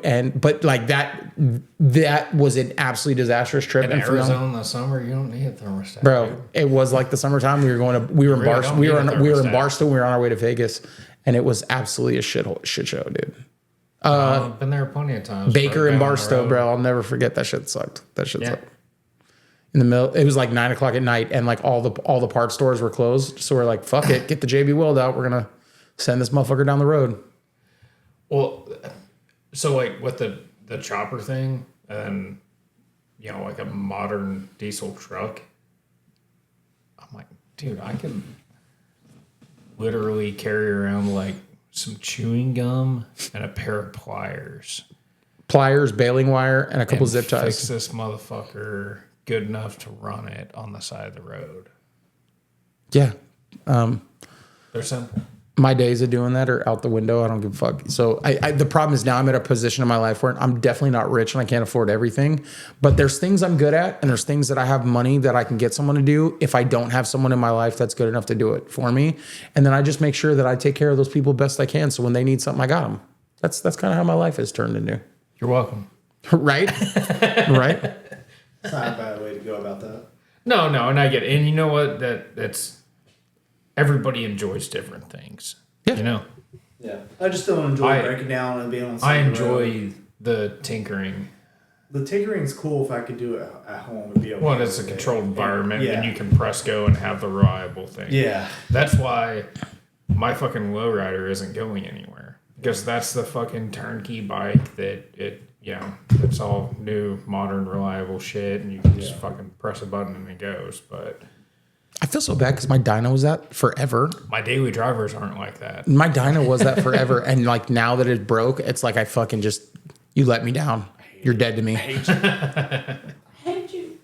So Yeah, and then when I finally get some free time, I'm gonna show up over there and fix it in 30 minutes. bro, yeah. Motherfucker's gonna be fixing an hour, and I'm gonna wonder why that fucker's been sitting since October.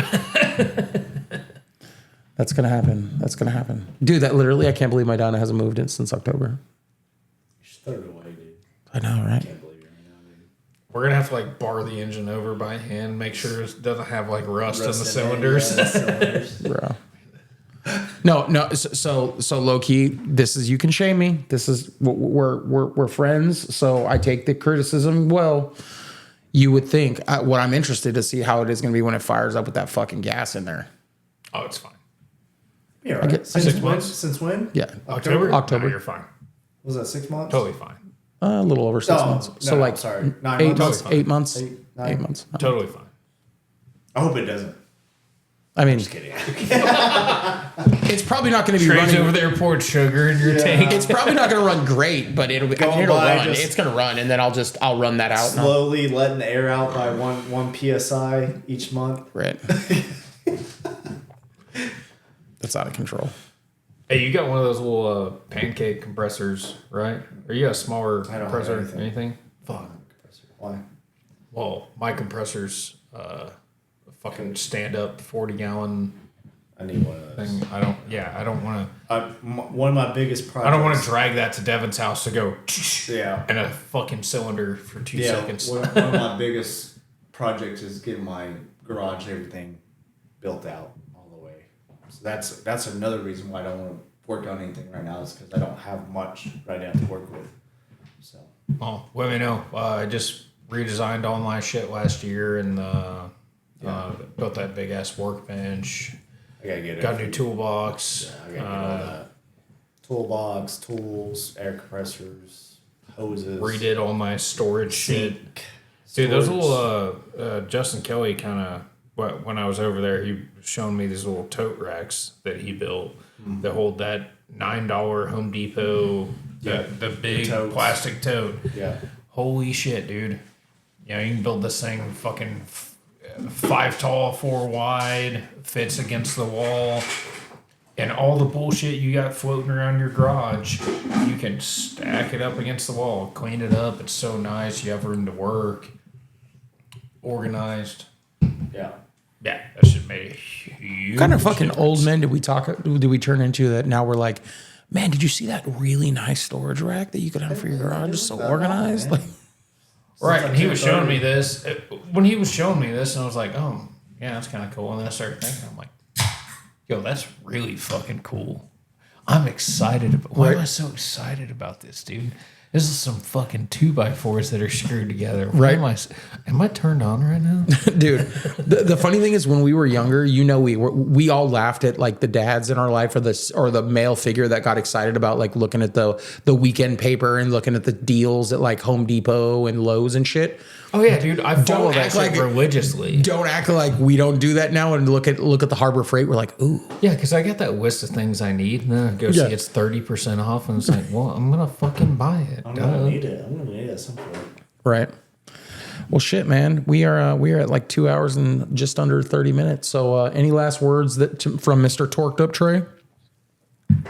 Just keep doing what you're doing. Go to bike nights and hang out with your homies. Clean your fucking bike. Yeah, wash your fucking bike. Wash dude. your fucking bike. Yeah. Hey, you paid too much money for that shit. Wash that shit. Nasty fucks. I feel like that's. Was that were you looking at me I'm when you looking said at both of that? y'all. No, that was directed at me because I do have a fucking black bike that I do not wash nearly enough. Yeah, wash your shit. Pay too much money for that shit. I think mine saw water like 6 months ago. I mean, mine sees water when I ride in the rain. Yeah. Like- honestly, I think that was the last time I saw water. I do have to ask the question: is your bike PPF'd? Ceramic. I ceramic my shit too. PPF is a whole nother level. That's a really hard thing to do on the angles of the bikes. You Yeah. could probably get away And the with curves. it on sport bikes, but the way that Dog, our, even our then it's fairings and It's our tough. it's- Dog, motherfuckers do that it's shit a- on Lamborghinis and wild ass fucking. Yeah, but those are big panels. When the Road Glide has a sharp fucking Yeah. and it pumps out like that. sure there's wrong curves and stuff. Yeah, you you- have to have a fucking top-notch PPF guy to do that stuff Yeah, that's correctly. gonna I get it. be And when you look at the money, it's like, $1,000. I can just paint this motherfucker again. Especially when you have a black bike, it's Yeah, like, bike- it's not worth doing that. But ceramic is good. I only It's has good enough. man. I don't have either. I'm not saying that ceramic is better than. I'll hit it with some detail spray once in a while and clean it You off. get so- ceramic and then No, but PPF. for your average guy, they make so much great ceramic shit that's cheap as fuck right now. Like Yeah. McGuire's makes a great ceramic that everybody on the if you can afford to change your oil, you can afford McGuire's. Yeah. Man, so I'm gonna say this. This is gonna be a shameless plug. This is the influencer in me coming out. Man, if you get an opportunity, absolutely check out the homies from Houston. Dude, Slicks. The shit is great. I have their stuff. Their shit is fucking great. I found their stuff at Nitty Gritty. Yeah. I was in the shower and I was like, what the hell? And Yeah. Dude, so it's a fun fact on that. So what happened was the reason why those guys even created that business was because they're in the boating industry, and every time they would find a good like detail spray for the boats, the company would end up selling to a big corporation, and they would change the formula and it would become trash. So they basically said like, man, we're tired of this. So they just they reverse engineered their best fucking spray, made their own concoction that was similar to it, bottled it, and sold it. And then they realized it works on more than just more than just. What is she doing here? that's just now. A. Oh, what the fuck? Oh, you're cooked, dude. Oh man. Oh, you you found me. Yeah. Well, we're gonna have to end this because Connor's about to get murdered because his wife just showed up. Hey, I'm glad you got the meta glasses on now. Yeah. Right? I'm going to witness everything. So Trey's last message is wash your fucking bikes and go to bike night, which definitely you should. Ride your bike, go to bike night, and find reasons to get on your bike more often. Call your fucking friends. Yeah, call your friends. Yeah, call your fucking friends. Don't be a douche. Call your friends. Man, that has honestly been the moral of all week is, Talk to your people, man. to everybody that knows, like, Eric was a really great friend to a lot of people, and you don't want to not take the time to make amends, talk about things you got going on before it's too late, and then you sit there with regret, wishing that you Life had is way too wishing that you fucking had you had it out of conversation. So, man, don't let the small shit get to you guys, and man, talk to your friends, check in. So log in. We'll catch you guys later. This is the barbecue boys from the South Side. We'll catch you guys on the next one. And yeah, you will have to. I'll post the dates here so you guys can check out the owner ride. See if you want to come out. If you want to be lame, be lame. We'll just make fun of you later. Peace out, fools. See ya. See y'all.